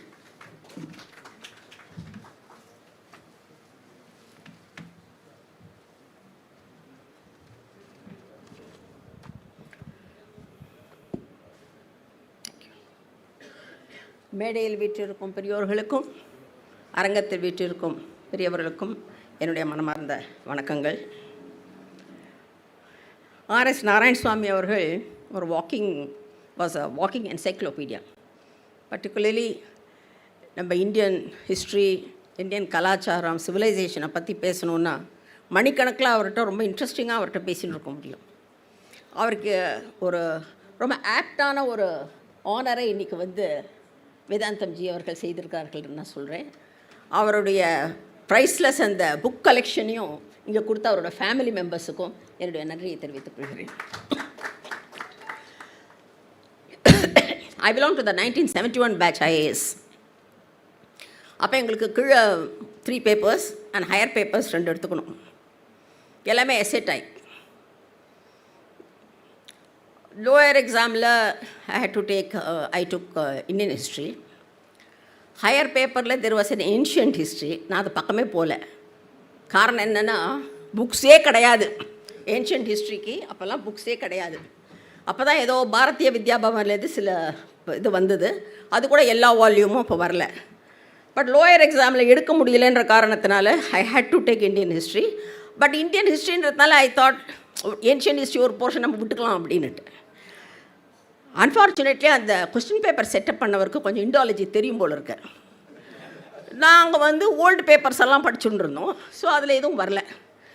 ஸோ அந்த ஆள் செட்டப் பண்ண பேப்பர் ரொம்ப கஷ்டமாக போச்சு. யாருக்கும் ஒன்று என்ன கேட்குறாருனே புரியல. அண்ட் அந்த 10 questions சாய்ஸில் யூ ஹவ் டு டேக் 5. அதில் 3 questions were all from ancient history. Fortunately for me, எங்கள் அப்பா ஒரு பெரிய scholar, he had a very big library. So நான் எக்ஸாமுக்கு ப்ரிப்பேர் பண்ணும்போது when I told him, daddy இந்த கொஸ்டின்லாம் வராது, கொஸ்டின் பேப்பரில் காணும் மாடல் பேப்பர்ஸ்லன்னு சொன்னபோது, அதுக்காக படிக்கக்கூடாது, படிக்கிறதுக்காக படிக்கணும், இதெல்லாம் நீ படின்னு சொல்லி கொடுத்ததில் அவர் அந்த காலேஜில் சென்ட் ஜோசப்ஸ் காலேஜில் படித்தபோது இந்த நோட்ஸ் அப்புறம் நிறையா புக்ஸ் எல்லாம் என்னை படிக்க சொன்னதுனால அதில் ஒரு பேப்பர் வந்தது. அதில் ஒரு question, the origin of the Pallavas. எல்லா புக்குலேயும் ஒரே ஒரு லைன் தான் இருக்கும் ஹிஸ்ட்ரி புக்கில், origin of the Pallavas is unknown. ஆனால் இவங்க ஒரு கொஸ்டினே கேட்குறாங்க, அந்த ஒரு லைனை வச்சு நான் எப்படி ஒரு எஸ்ஸே எழுதுறது.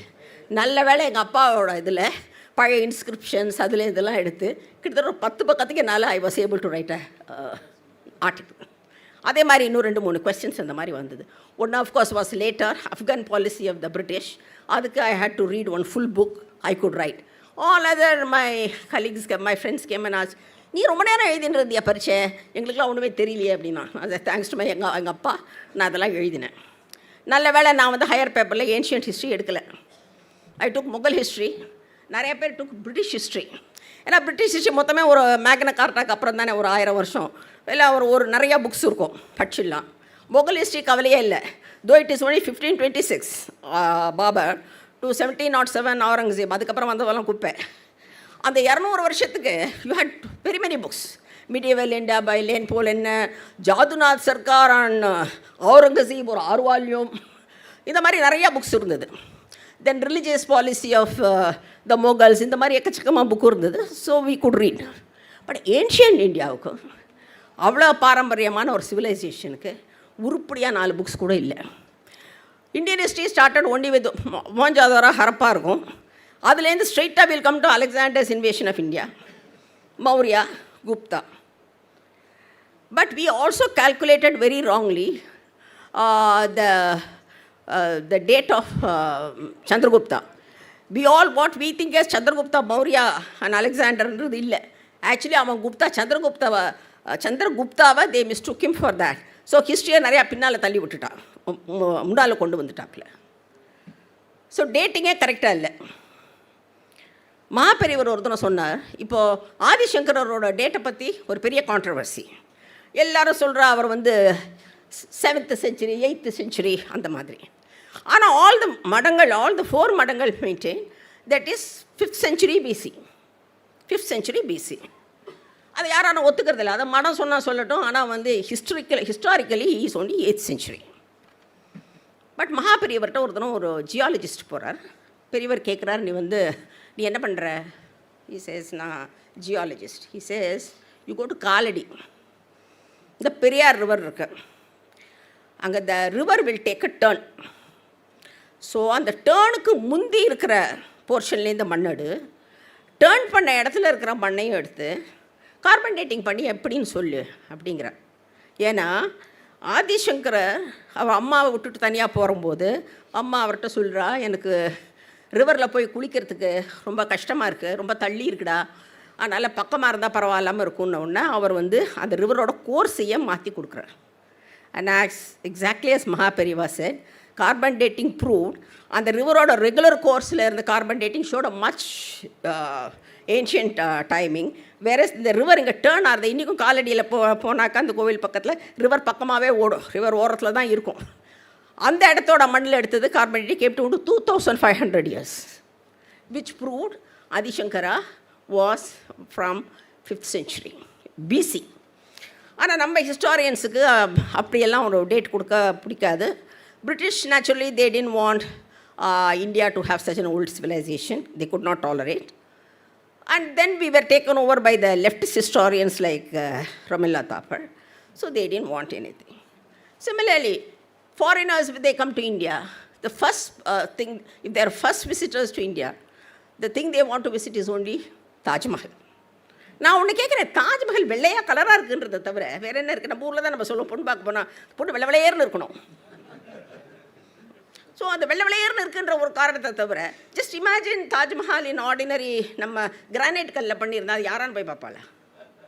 So the beauty of Taj Mahal is only in the white marble. But take our temples, அதெல்லாம் செகண்ட் 4ஆம் தரம் 5ஆம் தரம் விசிட்டும் போது தான் இந்த visit our south Brihadeeswara temple, அதோட ஆர்கிடெக்சரை பற்றி, அது எப்படி ராஜராஜ சோழன் கட்டினா, அதெல்லாம் பற்றி நமக்கு ஹிஸ்ட்ரியில் யாருமே சொல்லிக் கொடுக்கல, யாருமே நமக்கு சொல்லித்தரல. அதே மாதிரி நம்ம democracy is a gift of the west to us, secularism is a gift of வெஸ்ட்னு சொல்லிட்டு இருக்கோம். அப்படியெல்லாம் இல்லை. உத்தரமேரூர் கல்வெட்டை போய் பார்த்தோன்னா how democracy is function during the Chola periods வீணும். இன்றைக்கி சோலாவை பற்றி நமக்கு எதனா கொஞ்சம் தெரியும்னா அது not because of very history books, because யாருக்கும் நீலகண்டி சாஸ்திரி புக்கு பற்றி தெரியாது.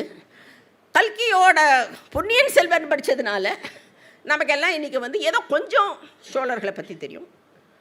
ஆனால் மற்றபடிக்கு சோழா எம்பையரை பற்றியோ ராஜராஜனோ ராஜேந்திர சோழனோ எப்படி ஒரு பெரிய இந்த அகண்ட ஒரு எம்பையரை க்ரியேட் பண்ணினா அப்படின்றத பற்றியெல்லாம் நமக்கெல்லாம் ஒன்றுமே தெரியாது. So ancient history, ancient Indian ஹிஸ்ட்ரியை பற்றி இன்னி வரைக்கும் நம்மக்கிட்ட பெரிய நாலேஜ் எதுவுமே இல்லை. நம்ம இந்தியன் சிஸ்டத்தில் ஆஸ்ட்ரானமியில் அவர் ரிஷிஸ் வேர் ஸோ அட்வான்ஸ்ட். இன்றைக்கி மாடர்ன் ஆஸ்ட்ரானமி ரெக்கக்னைசஸ் தட். நம்ம till about 16th century, the West thought the earth is flat and it was not round, whereas we called it as a Bhugolam. பூவராக சுவாமி படத்தை பார்த்தாலே அவர் வந்து உருண்டியாக தான் உலகத்தை எடுப்பார்.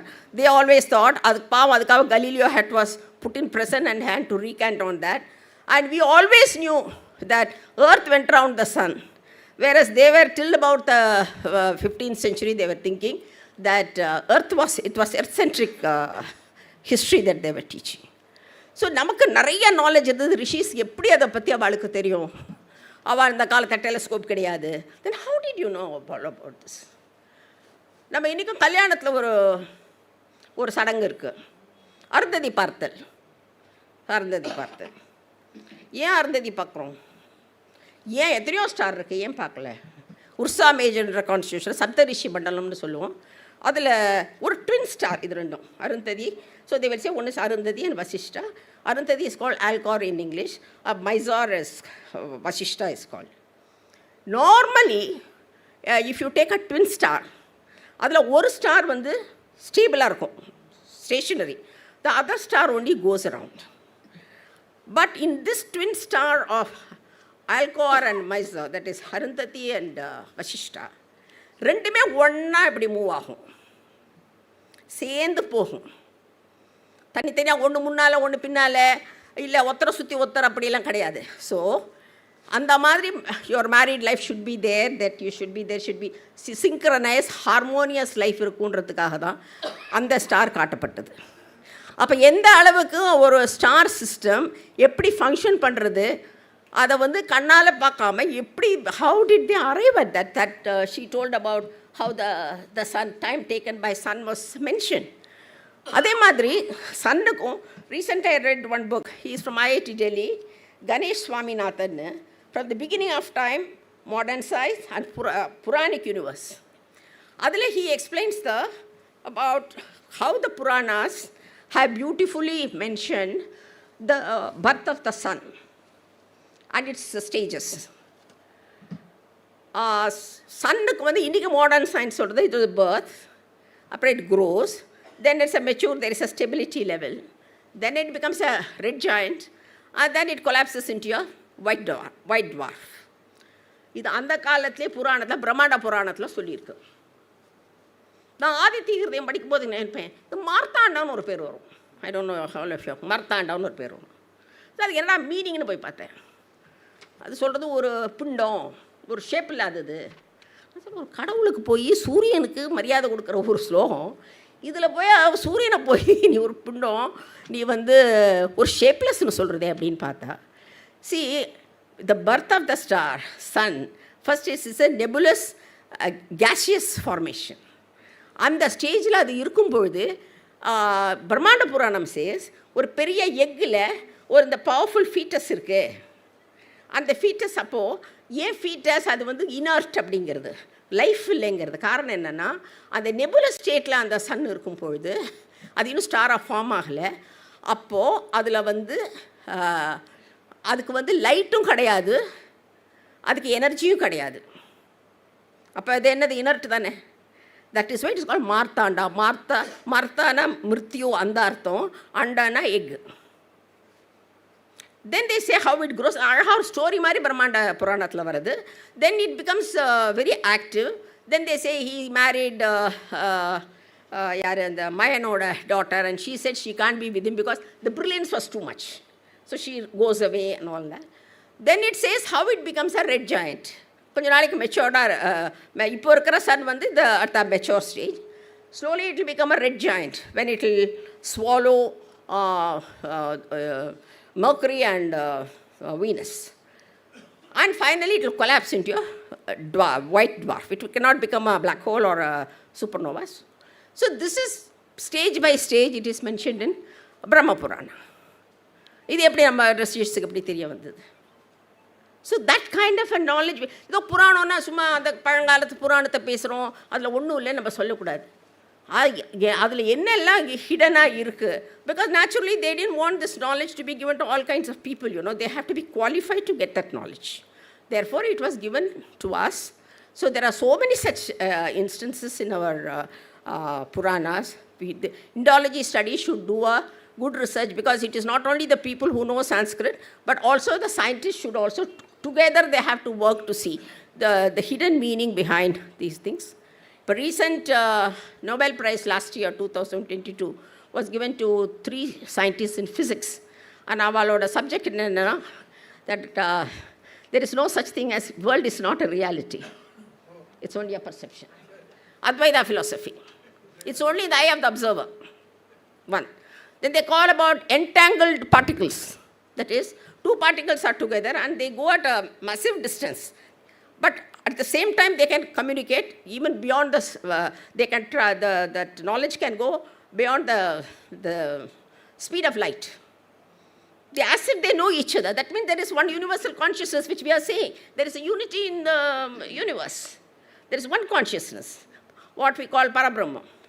So you can't tap it if you don't. So they say how the particle behaves. ரெண்டுக்கும் spin டிஃப்ரெண்ட்டாக இருக்கும், but நீங்கள் ஒன்று அப்சர்வ் பண்ணேன்னா இன்னொன்னோட ஸ்பின் அதுக்கேற்ற மாதிரி மாறிடும். So nothing is real. What you think is reality is your perception. I can look at it in a different way. So that philosophy, that research has been given the Nobel Prize last year. So I would like this Indology Center to collect such books. There are a vast number of books available on that. இங்கே ஒன்று அங்கே ஒன்று இருக்குது, articles, மோனோகிராஃப்ஸ் இருக்குது. அதெல்லாம் நம்ம collect பண்ணி வச்சு இங்கே இந்த ancient Indian study, what had been our great contribution to our civilization, to the world, to the humanity. Advaita philosophy, Shankaravodadu, இன்னைக்கு it is getting validated. When we started quantum physics வரும்போதே, it started validating Advaita philosophy of Adi Shankara. அதை பற்றின books எல்லாம் நம்ம எடுக்கணும், இது ரிசர்ச்சை நம்ம கொண்டு வரணும். இதை வேறவர் இந்த மாதிரி இன்ஃபர்மேஷன் இருக்கோ அதெல்லாம் புராணம் இதெல்லாம் பழங்காதன்னு சொல்லாமல் அதில் இருக்கிற ஃபேக்ட்ஸை நம்ம தெரிஞ்சுட்டு, if you bring out that, then we are really doing a great service to our country. Because இன்றைக்கி நம்மளாம் இந்தியன்ஸ்னால் none of us seem to be proud of that fact. ஏதோ நான் இந்தியன் பிறந்துட்டேன் அப்படின்னு அப்படி இல்லை. எவ்வளோ பெரிய கலாச்சாரத்துக்கு நம்ம வாரிசுகள் நமக்கு கொடுத்துருக்கா, அதை எப்படி நம்ம மெயின்டைன் பண்ணி we should cherish and pass it on to the future. I think that should be, I would be very happy if this research center does this. Thank you very much.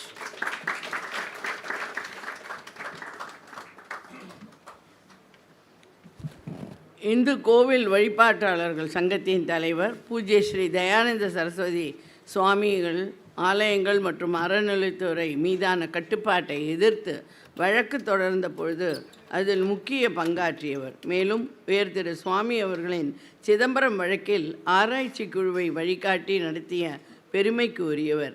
இத்தகைய உயரிய பெருமைகளுக்கு சொந்தக்காரரான TR Ramesh அவர்களை உரையாற்ற அழைக்கின்றோம்.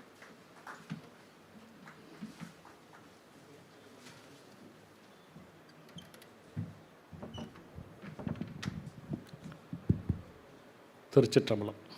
உலகெல்லாம் உணர்ந்த ஓதற்கரியவன் நிலவுலாவிய நீர்மலி வேணியன் அழகில் சோதியன் அம்பலத்தாடுவான் மலர் சிலம்படி வாழ்த்தி வணங்குவான். திருச்சிற்றம்பலம். இவ்வளவு பெரியவர்கள் இருக்கின்ற மேடையில் என்னையும் ஒருவனாக எண்ணி வாய்ப்பளித்திருக்கிறார்கள். என்னுடைய ஆசானாக, ஹார்வர்டில் பலருக்கு ஆசானாக விளங்குக டாக்டர் சுவாமி அவர்கள் பேச இருக்கின்றார். நான் அதிக நேரம் எடுத்துக்கொள்ளக்கூடாது.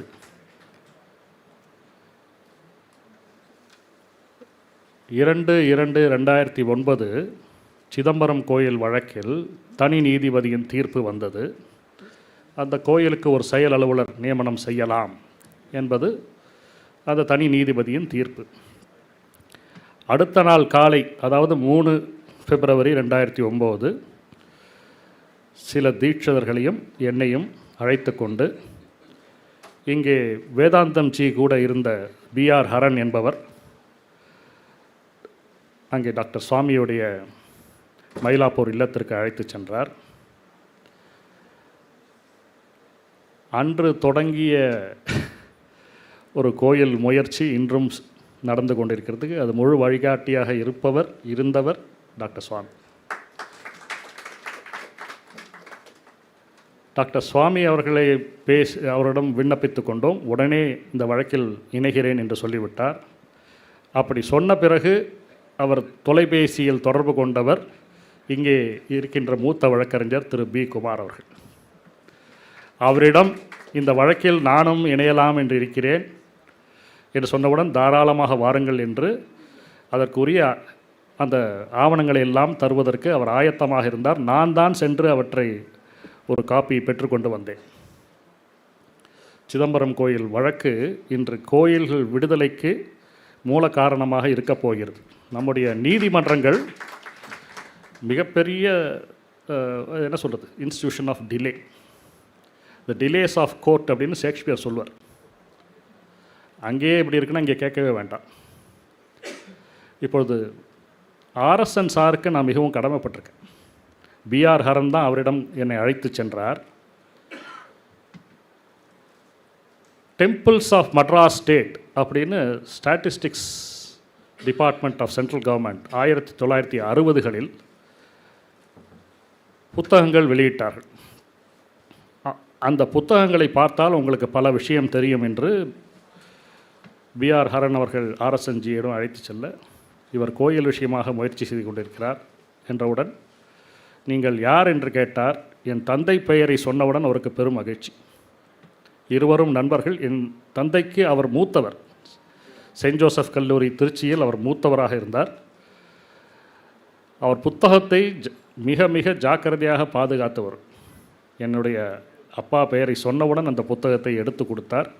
ஒரு சிறிய இளைஞர் போல் ஒரு ஸ்டூலை போட்டுக்கொண்டு மேலே ஏறி அந்த புத்தகத்தை எடுத்தார். அவருடைய திருமனைவியார் கூட, நீங்கள் ஏற வேண்டாம், அவரை ஏற சொல்லு. இல்லை அவருக்கு தெரியாது, எனக்கு தான் தெரியும் அப்படின்னு அவர் மேலே ஏறி அந்த புத்தகத்தை கொடுத்தார். அதை நான் முழுவதுமாக ஸ்கேன் செய்து அவரிடம் திருப்பி கொடுத்து விட்டேன். நான் ஒரு பெரிய அறிஞரின் புதல்வர், புத்தகங்கள் பல வைத்திருப்பவரும் புதல்வர் என்பதால் புத்தகத்தை வாங்கினால் படித்துவிட்டு திருப்பி கொடுத்து விட வேண்டும் என்ற எண்ணத்தை உடையவர். அந்த திருநெல்வேலி கன்னியாகுமரி மாவட்ட கோயில்கள் பற்றி அந்த புஸ்தகம் படித்தபோது பல விஷயங்கள் தெரிந்தன. அடுத்த வாரம் ஒரு வழக்கு வரப்போகிறது. வரகுண பாண்டீஸ்வரர் என்ற ஒரு கோயில், அநேகம் பேர் கேள்விப்பட்டிருக்க மாட்டீர்கள். திருநெல்வேலி ராதாபுரம் வட்டத்தில் இருக்கிறது.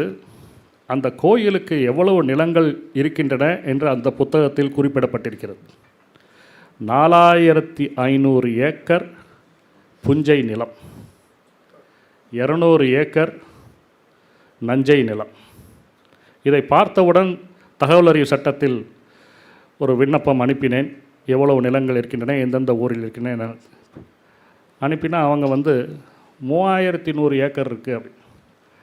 1960 4500 ஏக்கர் 3000 ஏக்கர் ஆகிவிட்டது. இப்பொழுது 3 மாதங்களுக்கு முன்பாக ஒரு ஆர்டிஐ அப்ளிகேஷன் போட்டேன், 2000 ஏக்கர் இருக்குங்க. இதுதான் இவர்கள் நிலங்களை மீட்பதின் லட்சணம். இந்த தகவல் ஆரம்பத்தில் எனக்கு கிடைத்ததற்கு திரு ஆர்எஸ்என் அவர்கள் தான் காரணம். அன்போடு எனக்கு அந்த புத்தகத்தை கொடுத்து ஒரு வால்யமாக தருவதற்கு சொன்னார். அவர் அப்படியே கொடுத்தார். அவரே கோயில் விடுதலைக்காக பாடுபட்டவர் தான். அதற்காக பெரிய கான்ஃபரன்ஸ்லாம் ஏற்படுத்தினவர். ஆனால் இன்றைக்கு எங்களுக்கு கிடைக்கக்கூடிய விஷயங்கள் அன்று ஆர்எஸ்என் அவர்கள் கிடைக்கவில்லை. ஆர்எஸ்என் அவர்களுடைய இளவல் ஆர்எஸ் ராமச்சந்திரன் என்ற டாக்டர் தஞ்சாவூரிலே இருந்தார். என்னுடைய தந்தைக்கு உற்ற நண்பர். ஆர்எஸ்எனுடைய இளவல் தான் அவர் என்பதை 2 வருடங்களுக்கு முன்பாக தான் எனக்கு தெரிய வந்தது, அவருடைய மகன் சுந்தர் மூலமாக. அப்பொழுது இந்த குடும்பத்திற்கு நான் மிகவும் நெருங்கியவனாக ஆகிவிட்டேன்.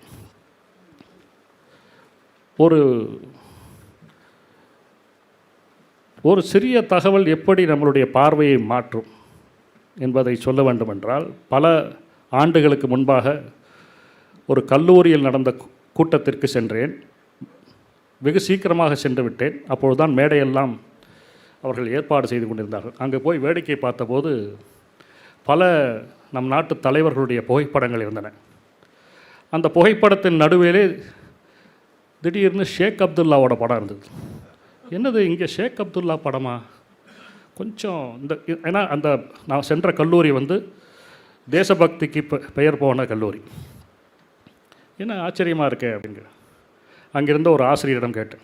இல்லை சார், அது நேருவோட படம். எவனோத்தன் விஷபத்தனா மீசியை போட்டான், ஒரு அரும்பு மீசியை போட்டான். ஆஹா, நேரு படத்துக்கு ஒரு சின்ன அரும்பு மீசை போட்டால் ஷேக் அப்துல்லா மாறிடுறாரா? அப்படி அப்போ தான் தெரியுது 1950லும் 60லும் நம் தேசம் ஏன் வேறு பாதையில் சென்றது? இன்று இந்துக்கள் விழித்து கொண்டிருக்கிறார்கள். பெருமளவில் விழித்து கொண்டிருக்கிறார்கள் சொல்ல மாட்டேன், பெரிய அளவில் விழித்து கொண்டிருக்கிறார்கள். இன்னும் அந்த விழிப்புணர்வு ஏற்பட வேண்டும். அதற்கு வெளிப்படையான கல்வி வேண்டும். கல்வி என்பது பள்ளிக்கூடத்திலும் கல்லூரியிலும் கற்பது மாத்திரமில்லை. இப்போ டாக்டர் சந்திரலேகா அவர்கள் சொன்னார், சில புத்தகங்கள்லாம் அப்போ கிடைக்காது. ரொமீலா தாப்பர்லாம் எல்லாத்தையும் எடுத்து பாடத்தை நம்மளை படிக்க வச்சுருவாங்க, கண்டிப்பாக இதை படிக்கணும்னு. அப்போது ஆர்எஸ்என் போன்றவர்கள் அருமையான புத்தகங்களை சேகரித்து வைத்து இன்று நமக்கு எல்லோரும் பயன்படும்படியாக கொடுத்திருக்கிறார். வள்ளுவர் சொல்வார், கேடில் விழிச்செல்வம் கல்வி மாடல்ல மற்ற அவை. அந்த விழுமிய செல்வத்தை ஒருவருக்கு இல்லை பலருக்காக கொடுக்கின்றார் ஆர்எஸ்என்னும் அவருடைய குடும்பத்தினரும். அந்த புத்தகங்களெல்லாம் தக்க இடத்திற்கு வந்திருக்கு. தேசபக்தியும் தெய்வ பக்தியும் நிறைந்த இந்த இடத்திற்கு வந்திருக்கிறது. திரு வேதாந்தம் அவர்களிடம் நான் சிரம் தாழ்ந்து ஒரு வேண்டுகோள் வைக்கின்றேன். அவர்கள் ஏற்கனவே முடிவு செய்திருப்பார்கள். இருந்தாலும் இந்த புத்தகங்களை எல்லாம் புக் ஸ்கேன் செய்து ஒவ்வொரு புஸ்தகமும் இ புக்காக கிடைக்க வேண்டும். அப்படி இருந்தால் புத்தகங்கள் இங்கே இருக்கும், அந்த இபுக் எல்லோருக்கும் கிடைக்கும். இன்றைக்கு நான் சென்று தேடுகின்ற ஒரு வலைத்தளம் archive.org. அங்கே போய் நம் நாட்டு புத்தகங்கள் எல்லாம், பழைய புத்தகங்கள் எல்லாம் முழு வடிவில் கிடைக்கின்றன. அதை எடுத்து நான் பயன்பெறுகின்றேன். அதேபோல் பலரும் பயன்பெறுகிறார்கள்.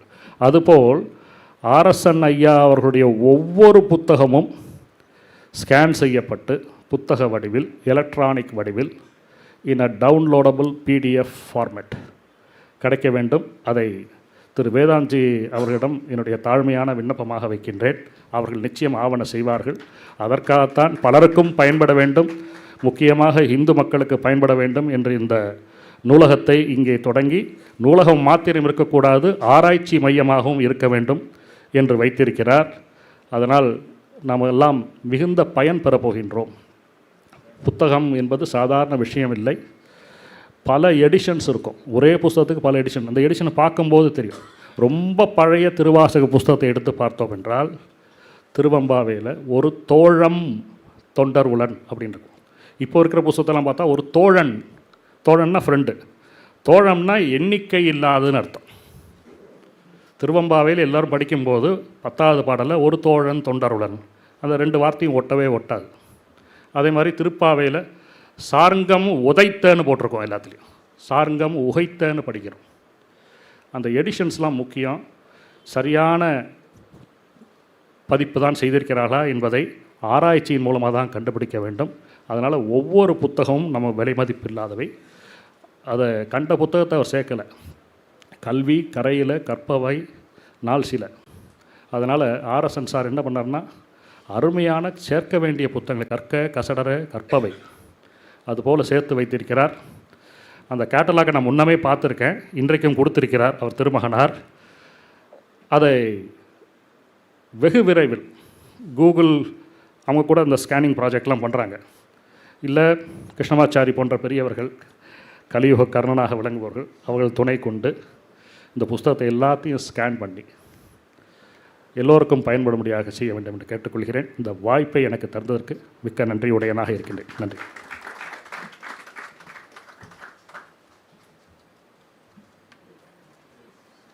மிக அருமையான ஒரு ஆலோசனை அளித்த திரு ரமேஷிற்கு நன்றி. என் குடும்பத்தின் சார்பாக இந்த டிஜிட்டலைசேஷன் பண்ணுவதற்காக 1,00,000 ரூபாயை என் மகன் அளிக்கிறேன் என்று கூறியிருக்கிறான். அதற்கு அது அளிக்கப்படும்.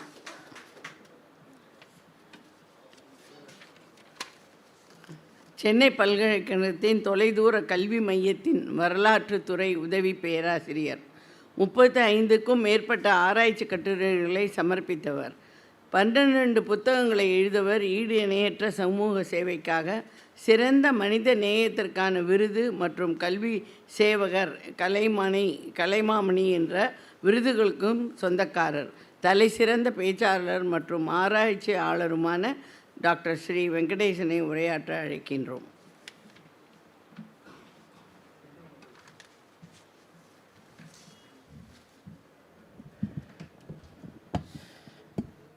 மேடையில் வீட்டிற்கக்கூடிய பெரியவர்கள் அனைவருக்கும் மற்றும் குழுமியிருக்கக்கூடிய சான்றோர் அனைவருக்கும் என் பணிவான வணக்கம். அம்மா அவர்கள் சொன்னதைப் போல ஒன்றும் பெரிய நீண்ட நெடிய வரலாறு போன்று சொன்னார்கள். அவ்வளோ பெரிய ஆள் இல்லை. நான் மிக எளியவன், எல்லோரிலும் இங்கே இருக்கக்கூடிய எல்லோரிலும் சிறியவன். ஏதோ எனக்கு தெரிந்த சில பணிகளை மாணவர்களுக்கு செய்து வருகிறேன். வரலாறு படிப்பதிலே முக்கிய ஆர்வம் வந்ததுக்கு காரணம் என்னுடைய பேராசிரியர்கள் தான். அந்த பேராசிரியர்களில் ஒருவர் வரதராஜன் என்பவர். அவர் அடிக்கடி நான் இளங்கலை பட்டம் படிக்கின்ற போது கல்லூரியில் சொல்லுவார், ஐயா பேரை சொல்கிறதுக்கு மன்னிக்கணும், ஐயா பேரை சொல்லுவார். நான் அடிக்கடி கேள்வி கேட்பேன் வகுப்பில், ஏம்மா நீ இந்த சுப்பிரமணிய சாமின்னு ஒருத்தருக்கார், அவர் கூட போய் சேர்ந்துக்கிறியா அப்படின்னு என்னை கேட்பார். அப்போ எனக்கு அர்த்தம் புரியல, எதுக்கு அவர் யாருன்னே எனக்கு தெரியாது. யூஜி படிக்கும்போது எனக்கு அவ்வளோ டிவி அந்த மாதிரிலாம் நான் பார்க்குறது கிடையாது. ஏன் அவர் பேரை அடிக்கடி இவர் சொல்லி நம்மளை அவர் கூட போய் சேர்ந்துக்கிறியா அவர் கூட போய் சேர்ந்து கேட்பார். ஆனால் அந்த குரு வார்த்தை பலிக்கும் என்பார்கள். இன்றைக்கி பார்த்தா ஐயா உட்காந்துருக்கிற மேடையில் நான் உட்காந்துருக்கேன். எதிர்பாராத விபத்து மாதிரி தெரியுது. அப்போது அது சொன்னால் பலிக்கும் என்பது, குரு சொன்னால் இது பலிக்கும் என்பதை நான் இன்றைக்கு உணர்ந்து கொண்டேன். ஐயா அவர்கள் பேசுவதற்கு நான் குறுக்கே நிற்க வேண்டாம் என்று நான் நினைக்கிறேன். வரலாற்று ஆசிரியர் என்றாலே நீண்ட நெடிய வரலாறு இது பேசிக்கொண்டே இருப்பார்கள். எனக்கும் அப்படி பேச வரும். அதனால் நான் மன்னிக்க வேண்டும். இந்த சிறந்த பணியை இந்த நூலகத்தினுடைய ஆராய்ச்சி மையத்துக்கு என்னையும் ஒரு பணியாளனாக இங்கே சேர்த்து கொண்டதற்கு ராமகிருஷ்ண ராவ் சார் அவர்களுக்கு நான் நன்றியை தெரிவிக்கிறேன். அவர் என்னுடைய நீண்டகால நண்பர். 25 ஆண்டு காலமாக நாங்கள் இருவரும் வரலாற்று மாநாடுகளுக்கெல்லாம் ஒன்றாக போகும். அதிலே பழக்கம் ஏற்பட்டு இன்றைக்கு அவர் இந்த இடத்திற்கு என்னை அழைத்து கொண்டு வந்திருக்கிறார். மீண்டும் நான் ஏதோ தாய் இல்லத்துக்கு வந்ததைப் போல இங்கே பேசியவர்கள் எல்லாம் பார்த்தீர்கள் வரலாற்றை மிக சரியாக புரிந்து வைத்திருக்கிறார்கள் என்பது எனக்கு தெளிவாக தெரிகிறது. எனவே ஐயா அவர்கள் பேசுவதற்கு நான் தடையாக இல்லை. ஐயா அனைவருக்கும் நன்றி கூறி நான் விடைபெற்றுக் கொள்கிறேன். நன்றி, வணக்கம். His Holiness Sri Kanchi Kamoti Pீடாதிபதி Jagadguru Sri Shankaracharya சுவாமிகள் டேந்து சுவாமி டாக்டர் சுவாமி அவர்களுக்கு பிரசாதம் வந்திருக்கிறது. அதை வேதாந்தம்ஜி அவர்கள் கொடுப்பார்கள்.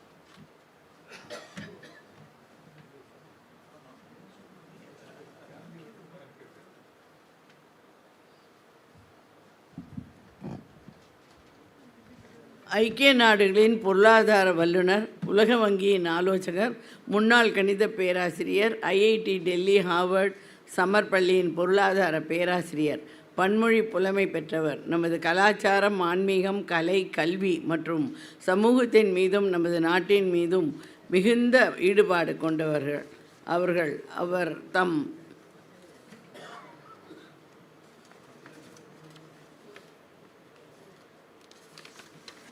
கொள்கைகள் மீது மிகுந்த பற்று கொண்டவர். ராமசேதுவின் பாதுகாவலர், முன்னாள் பாராளுமன்ற உறுப்பினர் திரு சுப்பிரமணிய சுவாமி அவர்களை திரு RSN நினைவு நூலகம் மற்றும் இந்தியவியல் ஆராய்ச்சி மையத்தினை திறந்து வைத்து இன்றைக்கு நம்மை பெருமைப்படுத்தியுள்ளார். அவரை சிறப்புரையாற்ற அன்புடன் அழைக்கின்றேன்.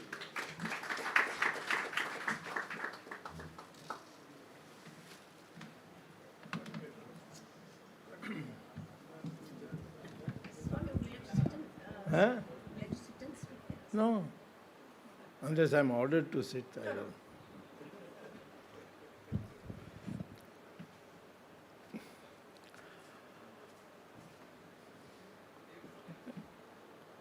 Shri Vedantamji,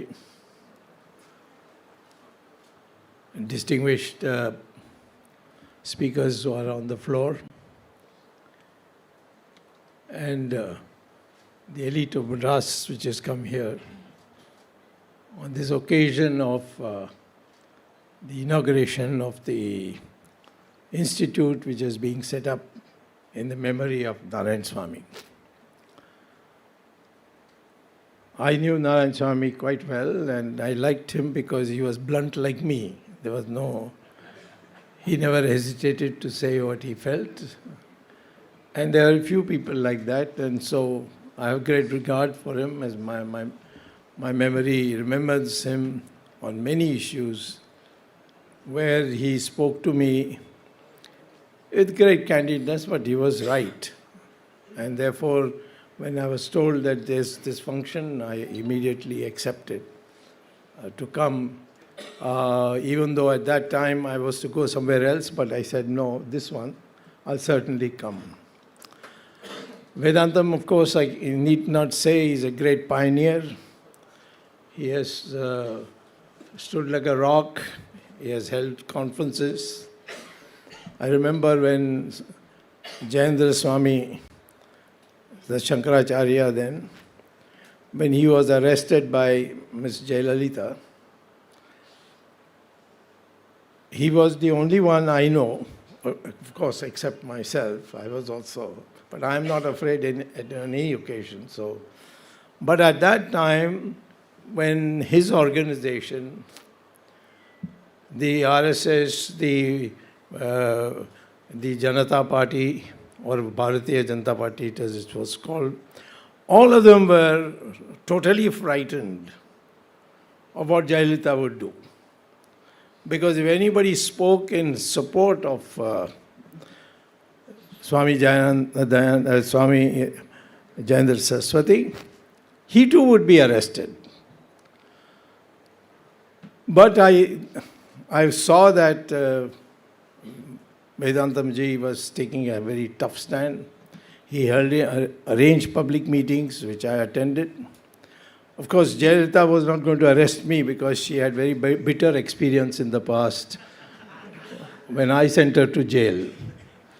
So, therefore, but there was somebody who had to organize meetings, and all over Tamil Nadu, meetings were arranged by single-handedly by Vedantam and therefore it led ultimately to the Supreme Court giving, striking down the bail, and Jayendra Saraswati came out unscathed with full honors. I asked Jayalalitha that, you did this something very wrong. Don't you think you should do prayaschit? So she said to me, I have already lost the election, so that's my prayaschit. But she said, let me tell you also that the police officer who arrested Jayendra Saraswati, his eyes are gone, his legs have got gangrene, and he's about to die, and he died. So even the gods were angry, and that happened. So today when I speak to you about law, I would like you to understand that the most important thing for democracy is a knowledge of law. And law should be learned by everybody. It's quite easy to learn. Everybody thinks I'm a lawyer. I'm not a lawyer. I'm an economist. I was a professor of economics. And Ram Jethmalani started filing defamation cases against me, and I could not afford lawyers. They were charging too much. So I myself walked into the court and started arguing, and I defeated him. I've never lost a defamation case, even though so many defamation cases were filed against me. Jayalalitha filed, in fact, 126 defamation cases against me. And one of them is because I said in Tamil, Kaideki kalpuram vasam enna theriyum, koranguku poo enna theriyum, poo male enna theriyum. And so she filed a case against me and went to the Supreme Court. And the Supreme Court Chief Justice said to the lawyer of Jayalalitha, what are you objecting to, that she's a monkey or a donkey? Because she can't be both. And dismissed the matter. So I'm of the view that today I will give you a brief picture of our legal system, which is the topic given to me. And I would urge all of you, particularly those of you who have children or grandchildren, that make it a point that after they have qualified in any of their favorite subjects, like engineering or electronics or whatever, that they should also learn law, because it's an enormous strength in society when the other side knows that you know the law and you can defend yourself. Ours is not a copy of the British system. Yes, we have something called Parliament, which is like the British Parliament, but that is only in name. We are governed by a constitution. Britain has no constitution. Britain is only the Queen or the King, now the King. So we are not followed the British system as is being taught daily in schools and colleges. We are following our own system, which is based on the Constitution. If anything, there is a similarity. I would say the American system is similar, because they also have a constitution and a Supreme Court. And on that basis, the country functions. Now, what are the things that you need to know in the Constitution? I would say the most important thing you would know, should read. All of you need not get such a big book of the Constitution like I brought, but you can get a much thinner book of just the articles of the Constitution. The most important thing is that three great leaders of India had come together in 1946 and led the Constituent Assembly to formulate a constitution. The British were planning to leave, so therefore in advance it was decided that we should have a constitution. The British were angry about it. They said, no, why do you need a constitution? You should just follow our methods. But these three leaders, we must remember forever. The president of the Constituent Assembly was Rajendra Prasad. The chairman of the Committee on Fundamental Rights, which is a very important thing, a guarantee of your fundamental rights. The chairman of the Fundamental Rights Committee was Sardar Patel. And the mover of the Constitution, who led the debate, made the amendments, and finally produced a constitution on the 26th of November 1949, was Dr. Ambedkar. One name missing is Jawaharlal Nehru. But everybody thinks that Jawaharlal Nehru did everything. He was nowhere in the picture. The only time Jawaharlal Nehru intervened in the entire constitution was when he spoke on behalf of Sheikh Abdullah to bring into the constitution, right at the end, Farooq Abdullah came to Dr. Ambedkar, because without Dr. Ambedkar, no new item could be introduced in the constitution. He came to Dr.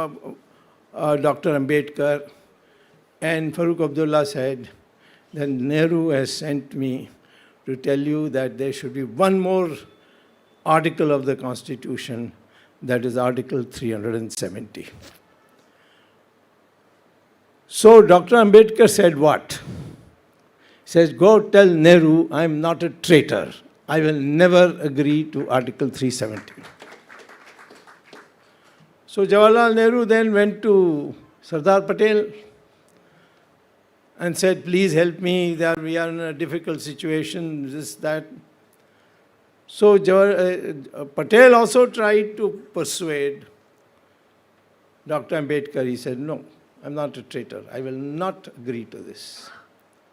So therefore, Gopal Swamy Iyengar, who was from Madras, his son was G. Parthasarathy.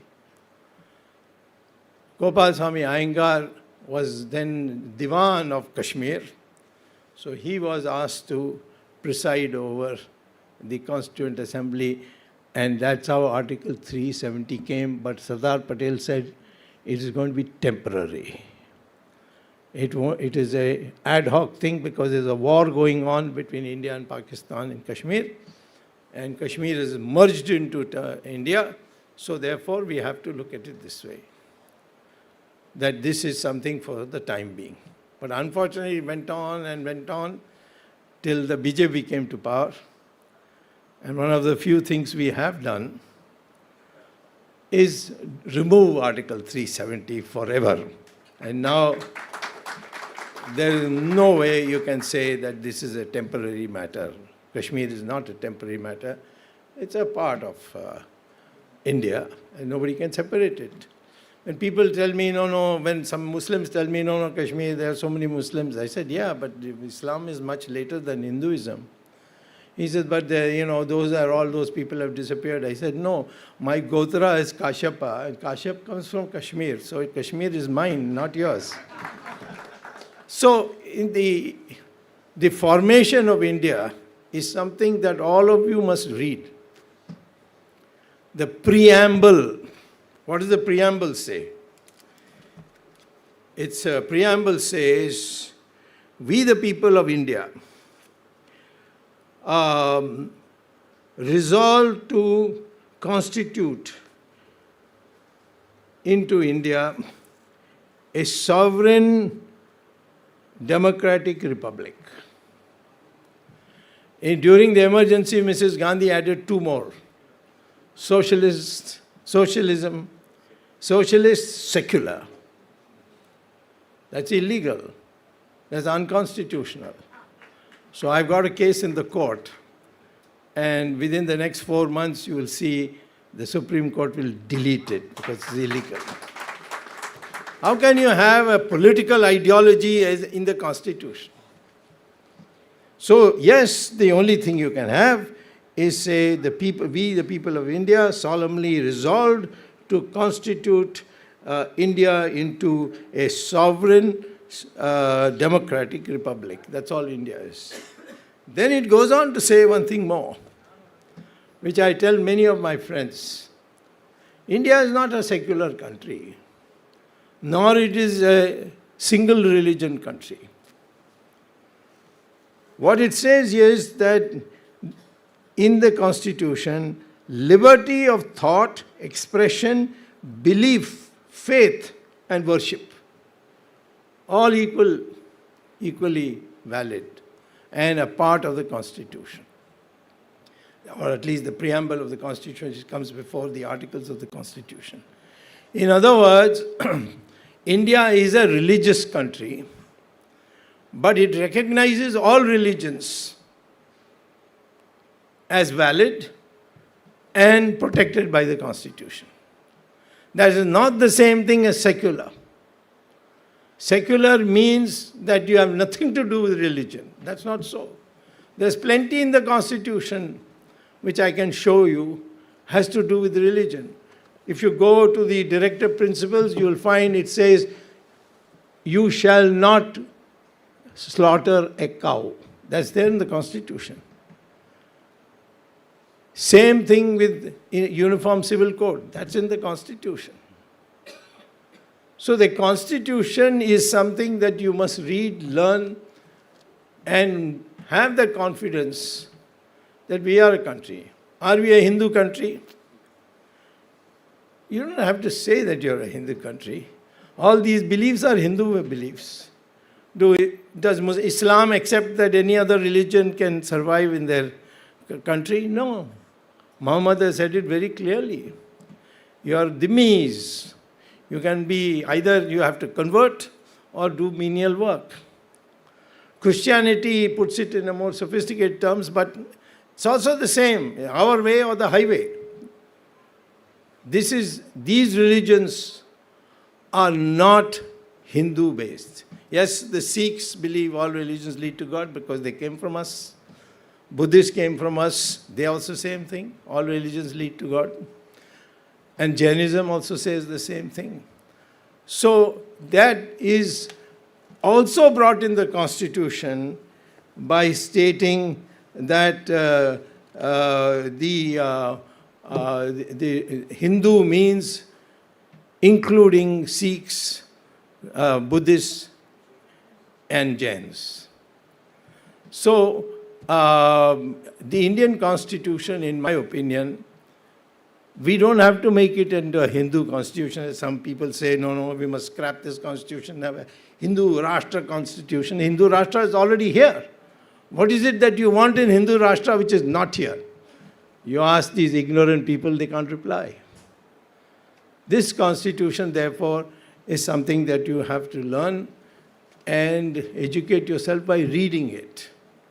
You don't have to be a lawyer to know this. You just have to read it, understand it, read it once, twice, thrice, and then argue with some people, but you will be able to get it. The second point that I want to mention is that this constitution cannot be scrapped. You can amend it, but only some things you can amend. The constitution has a basic structure. You cannot remove democracy. You cannot remove fundamental rights.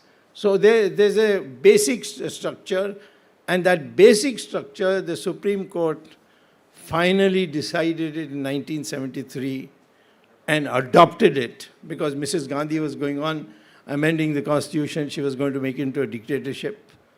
And so this basic structure is another concept you should memorize, learn, and use it in arguments. Then we have the fundamental rights. And the fundamental rights are many.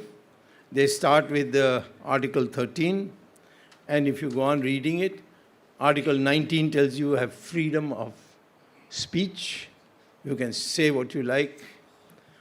But to all these fundamental rights, there is one proviso: subject to reasonable restrictions. So subject to reasonable restrictions means that you can't say anything you like. You cannot say that I have my freedom of right to say that Islam is a barbarian religion. No, that you cannot say, because that is unreasonable freedom. That will create a racket. So, therefore, fundamental rights are another thing that you have to learn in your understanding of the Constitution. And I think Constitution, even if it is self-taught, is extremely essential. Otherwise, you will again get carried away by people who will give you speeches and mislead you and tell you what is possible, what is not possible. So this is one aspect. Now, I would also ask you to understand, because this is we are in Chennai, which is part of Tamil Nadu, which is led by DMK, and most of them are illiterates because they don't want to argue with me. They can threaten others, but if they threaten me, I will dismiss their government. I've done it once before. In 1991, I told Karnataka, you are getting LTT people here into Chennai hospitals. Not allowed. You can't do it. So he said, they are our Tamils. I said, they may be your Tamils, but they are not citizens of India. The hospitals here are meant for the citizens of India, and they are not citizens of India. And they are fighting our troops, killing them. We cannot allow it. So he told me at that time, in that case there will be a revolt. I said, try and see what happens to you. And the next day, we dismissed the government. And I was told by Karnataka, Rattathora aa rodum. I looked and looked, I couldn't see any Ratham. And then we held elections. Out of 234 seats, how much did the DMK get? Only 2 seats. They told me this will happen, that will happen, there will be fire, the buses will be burned. Even a cycle was not burnt. So this is the core of India which the Constitution gives you. How can you dismiss the government? Article 356. And who can dismiss it? On the recommendation of the cabinet. At that time I was in the cabinet. Chandrasekhar was the Prime Minister. And I was the senior most minister at that time. Venkatraman was the president.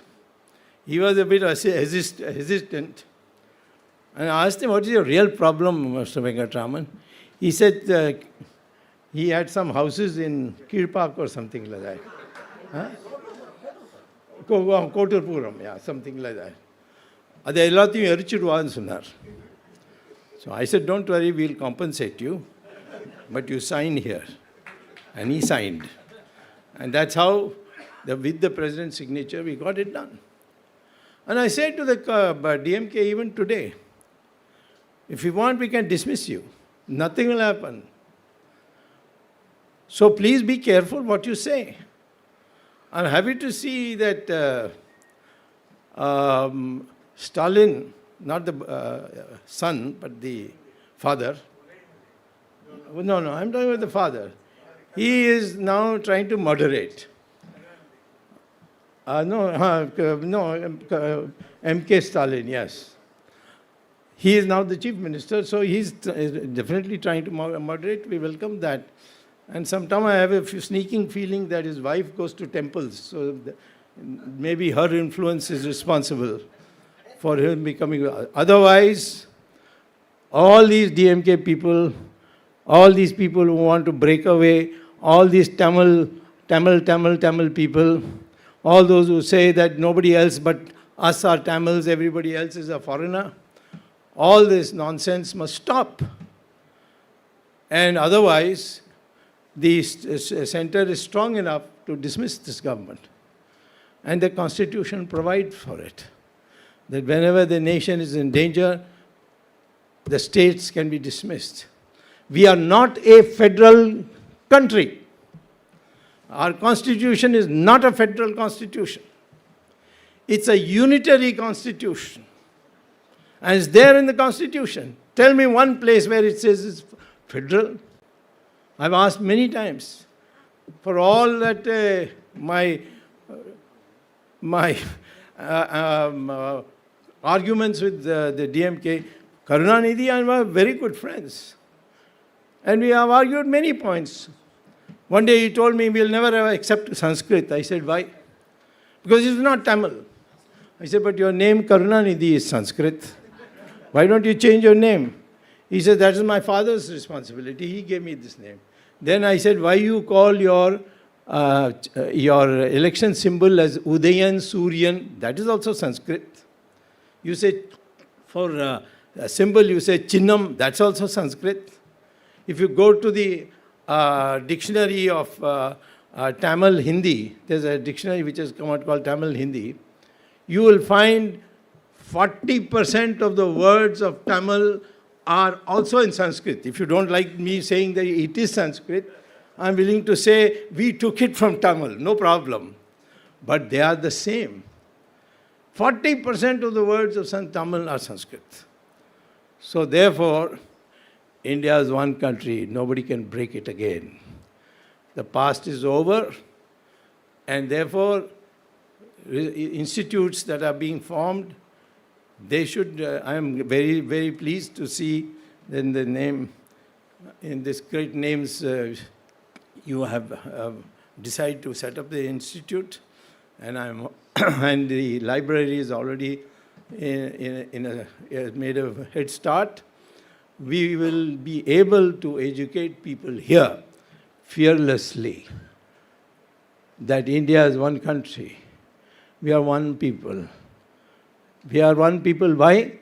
Because of the DNA studies which have been published by the University of Cambridge, London, Cambridge University, and the Houston University in the United States, and the Mysore University in India, that the DNA of all Indians, whether they are Brahmins or so. Nobody is a born Brahmin according to Lord Krishna. It is gunas. If you are a Jnani, Tyagi and Sahasi, you are a Brahmin. You don't have to be born to Brahmin parents to be a Brahmin. Vishwamitra was born to Kshatriya parents, but he became the Rishi of Rishis. So they are all out-of-date concepts. If you are a Jnani, Tyagi and Sahasi, you are courageous and you are not after material prosperity and you are a knowledgeable person, you qualify to be a Jnani anywhere. I've always been saying, people get sometimes angry that Dr. Ambedkar was a Brahmin, but Jawaharlal Nehru was not a Brahmin because they didn't have Ambedkar had the qualities of a Brahmin. Therefore, he was there. Otherwise, DNA-wise, my DNA and Ambedkar's DNA is the same. Once at the OIC of Hyderabad, we had a big disagreement in Parliament debate. He said, I'm different. I've come from somewhere else. I said, there's only one way to prove where you came from. Let's go in Hyderabad, which is hometown. There is a biometric laboratory. Let's go and test our DNA. He never came. He still refused to come because all Indians have the same DNA, whether they are in the south or the north or east or west. Maybe in the peripheral, when you have a border population, it can have something. That's a minuscule number.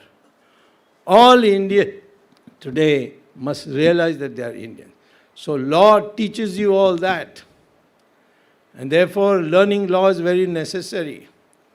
I particularly say to girls and women, learn law as soon as you can. You will see the strength that comes to you immediately. Once you know the law, nobody can frighten you. And learning the law is an extremely important part. It has always been extremely important in advanced countries. But it's time that in India also we do the same. Thank you very much to all of you.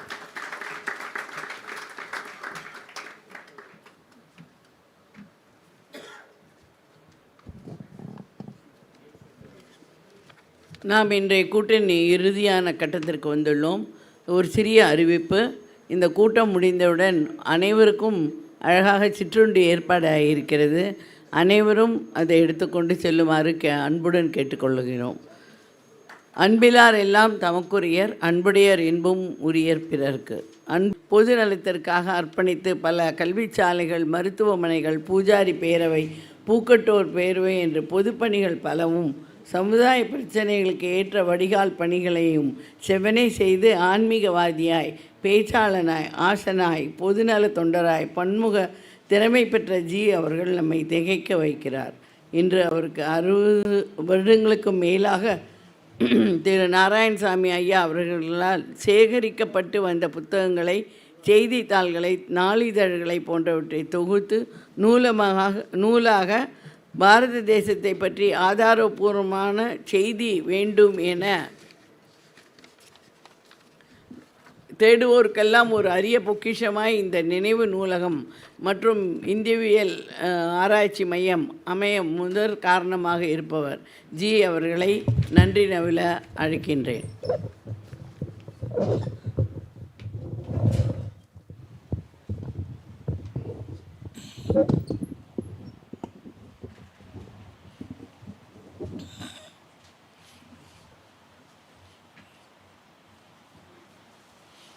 உண்மையிலேயே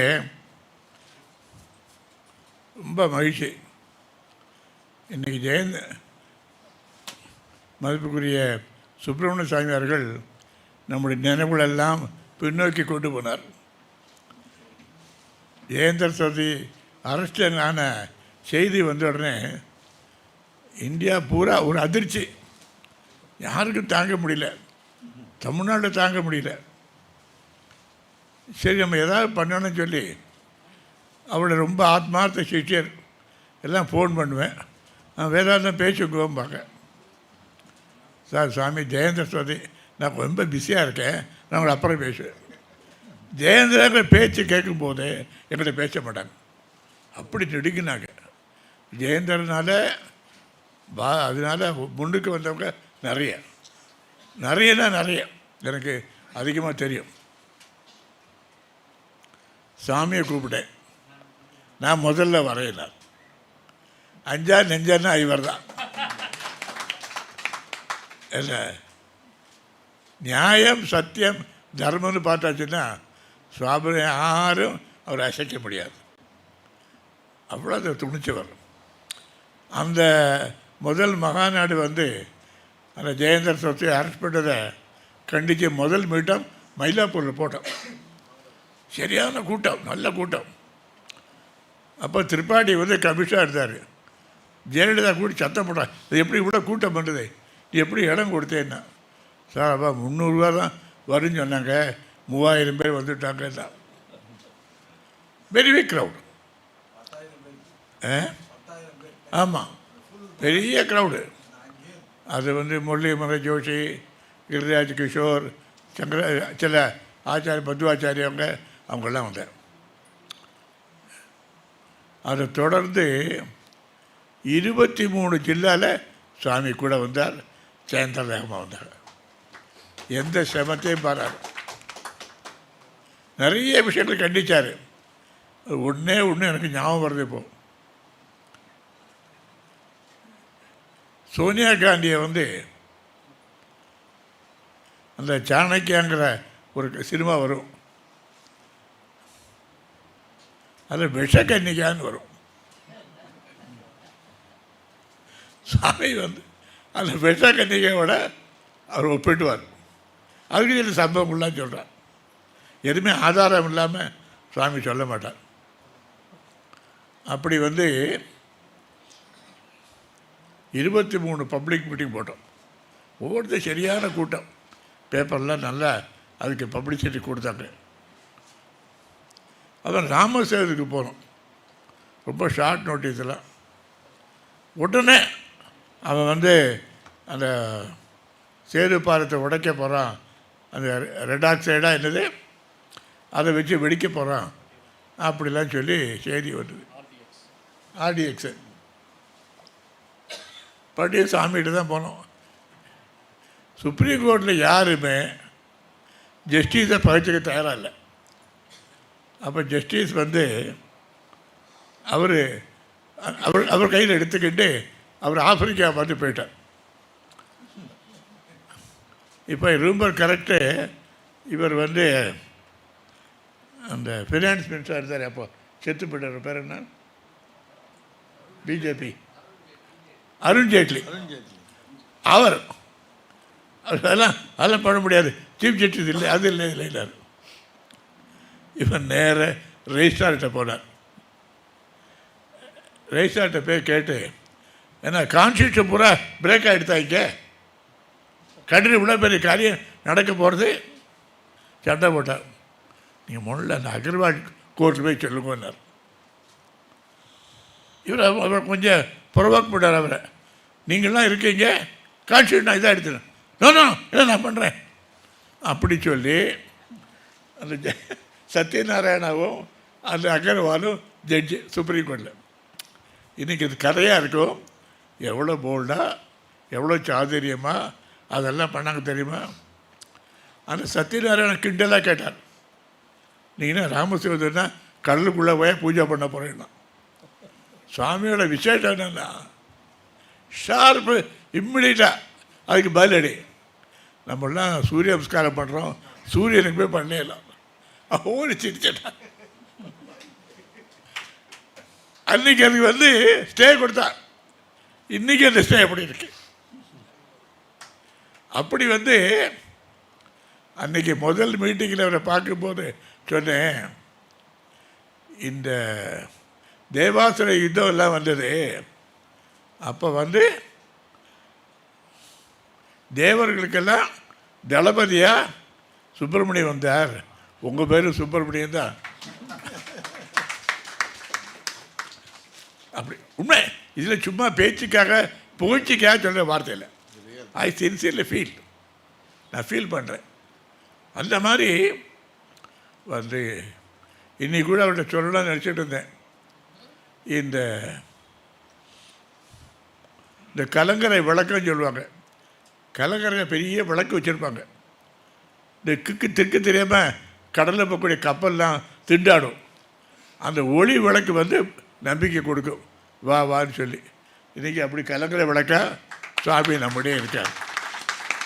அவருக்கு எவ்வளோ நன்றி சொன்னாலும் போகிறாரு. நம்ம சென்று சமுதாயம் ரொம்ப கடவுப்பட்டிருக்கு. நான் அவருக்கு பொன்னாடை பொத்து சொன்னேன், நீங்கள் 100 ஆயுசு இருக்கணும்னாரு. சுப்பிரமணிய சாமி இல்லையா, நீ என் கூட இருக்கணும்னாரு. அப்படி ஒவ்வொன்றும் அவரோட ஒவ்வொரு மினிட்டும் நம்ம பேசும்போது வைக்கும்போது அவ்வளோ உற்சாகம், அவ்வளோ ஆர்வம். அதனால் இவ்வளோ நிகழ்ச்சிக்கு இவ்வளோ சிறப்பு பண்ணுறதுக்கு அவரோட பெரிய பங்கு. உங்கள் எல்லா சார்பாகவும் நான் வந்து மனமார்ந்த நன்றியை தெரிவித்து கொள்கிறேன். எப்போவுமே நம்ம வந்து அது நம்ம யாரிடம் உங்கள் பேர் ஐஏஎஸ் சந்திரலேகா, வயசாகிடுச்சு, மறந்து போகிறது. சந்திரலேகா பெரிய உதவியாக இருந்தார். எப்போயுமே நமக்கு பெரிய ஆன்மீக பலம். நம்ம என்ன வந்தாலும் உடனே வந்து பண்ணுவாங்க. நம்ம சாமி வந்தால் நல்லாயிருக்கும் சொல்லி கேட்டு வச்சு அவரை வரவேற்றதுக்கு அவர் ரொம்ப அழகான ஸ்பீச். இன்றைக்கி ரொம்ப நிறையான விஷயங்கள் நம்முடைய நினைவுக்கு கொண்டு வந்தாங்க. அந்த அடிப்படையில் வேதத்தெல்லாம் இந்த மாதிரி சொல்லியிருக்குங்கிறது நமக்கெல்லாம் தெரியாது. இப்போ எவ்வளோ ஆழமாக போயிருக்காங்க. அந்த மாதிரி நிறைய விஷயங்களை அவங்க நம்மளுக்கு எடுத்து சொன்னாங்க. அவங்களுக்கு மனமார்ந்த நன்றி. அப்புறம் ஏற்கனவே சுதா சேஷன் நம்ம வீட்டு வளர்ந்த குழந்தை. சின்ன வயசுலேயே கிருஷ்ண ஜெயந்திக்காக வேண்டி ஆரம்பத்தில் இங்கே ட்ரைனிங் அவங்க. பட் இருந்தாலும் அந்த பிறந்த மண்ணை அவங்க மறக்கலை. ஞாபகமாக வந்து நல்ல ஒரு இதை கொடுத்தாங்க. அப்புறம் நம்ம ராமேஸ்வரராவ் யூனிவர்சிட்டியில் 4 மணிக்கு மேலே இங்கே வந்துவர். இதை பற்றி அவ்வளோ கவலை. ஒன்றாவது பெஸ்ட்டு இண்டாலஜி இதை சென்டராக கொண்டு வர சொல்லி வருவார். அவர் குடும்பம் எல்லாம் ஃபுல்லி இன்வால்வ். அவருக்கு நம்முடைய அவரோட கூட இருக்க வெங்கடேஷ், ரமேஷ், டிஆர் ரமேஷை பற்றி சொல்ல வேண்டாம். இந்த கோயில்னால் ஞாபகம் வருது. கோயிலில் பிரச்சனையா, அது ராமேஷ் தான். தினமல்ல ஏதாவது நீங்கள் பார்க்கலாம். அந்த மாதிரி கோயிலை வேறு அவரோட உணர்வுகளை பிரிக்கவே முடியாது. எவ்வளோ கேஸ் எல்லாம் எவ்வளோ பண்ணுறாங்க. ஏதோ கொஞ்சமாவது சரித்த அந்த கவர்மெண்ட் கேட்குறது. அதுதான் continuous is fight. It's good fighter பாரு. வேறு யார் இருக்காங்க? நீங்கள் ஃபீல்டில் பார்த்தாச்சுன்னா ரமேஷை விட்டால் யார் இருக்காங்க? பட் நம்மள்னா அவருக்கு ஆதரவாக இருக்கணும். நம்ம பாராட்டினா மட்டும் போகாது, ஆதரவாக இருக்கணும். அவரோட கையை பலப்படுத்தணும். அப்போ தான் கோயில்களுக்கெல்லாம் இன்றைக்கி இந்த புள்ளியவர் யாருக்கு தெரியுமா இருக்கும். 3000 4000 நிலங்களெல்லாம் ஏக்கர் நிலங்கள்லாம் அப்படியே கவர்மெண்ட்டு சாப்பிட்டு இருக்குனாக்க கேட்பார் கேள்வி இல்லை இல்லையா? ஸோ தேட் வே நாம் வந்து வெறுமனே பாராட்டினா மட்டும் போகாது. நம்ம அவரையும் வந்து அவர் கூட ஆதரவாக நம்ம இருக்கணும் அவருக்கு. அப்புறம் நாராயணசாமி குடும்பத்தை பற்றி நான் சொல்ல வேண்டாம்.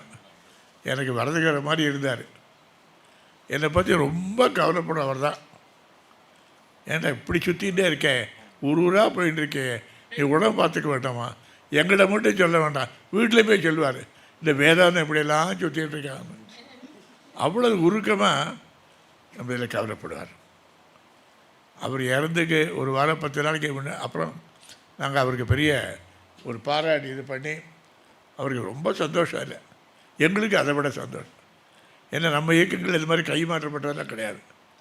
பட் இன்னும் தோணும் நல்லா பண்ணோம். இப்படி எல்லோரும் பண்ணாங்க. ரொம்ப அழகாக டாக்டர் கிரிஜா அம்மா வந்து எல்லாம் கம்பேர் பண்ணி சொன்னாங்க. நீங்கள்லாம் இவ்வளோ பெரும் திரளாக வந்து கலந்துருந்ததில்ல பரம சந்தோஷம்.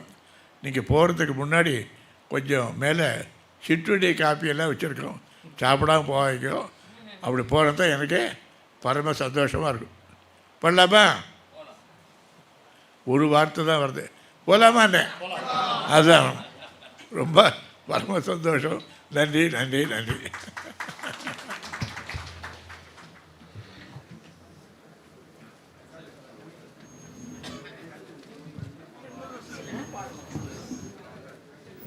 நேஷ்னல் ஆந்தம் எல்லாரும் சேர்ந்து அப்படியே பாடலாம்.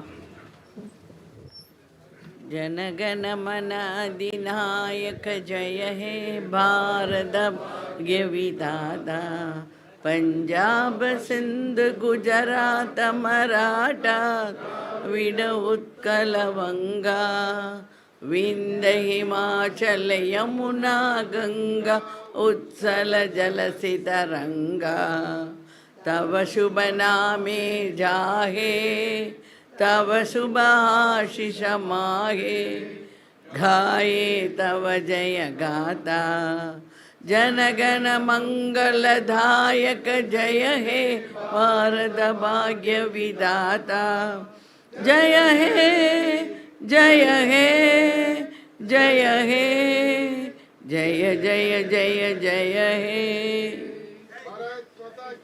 जय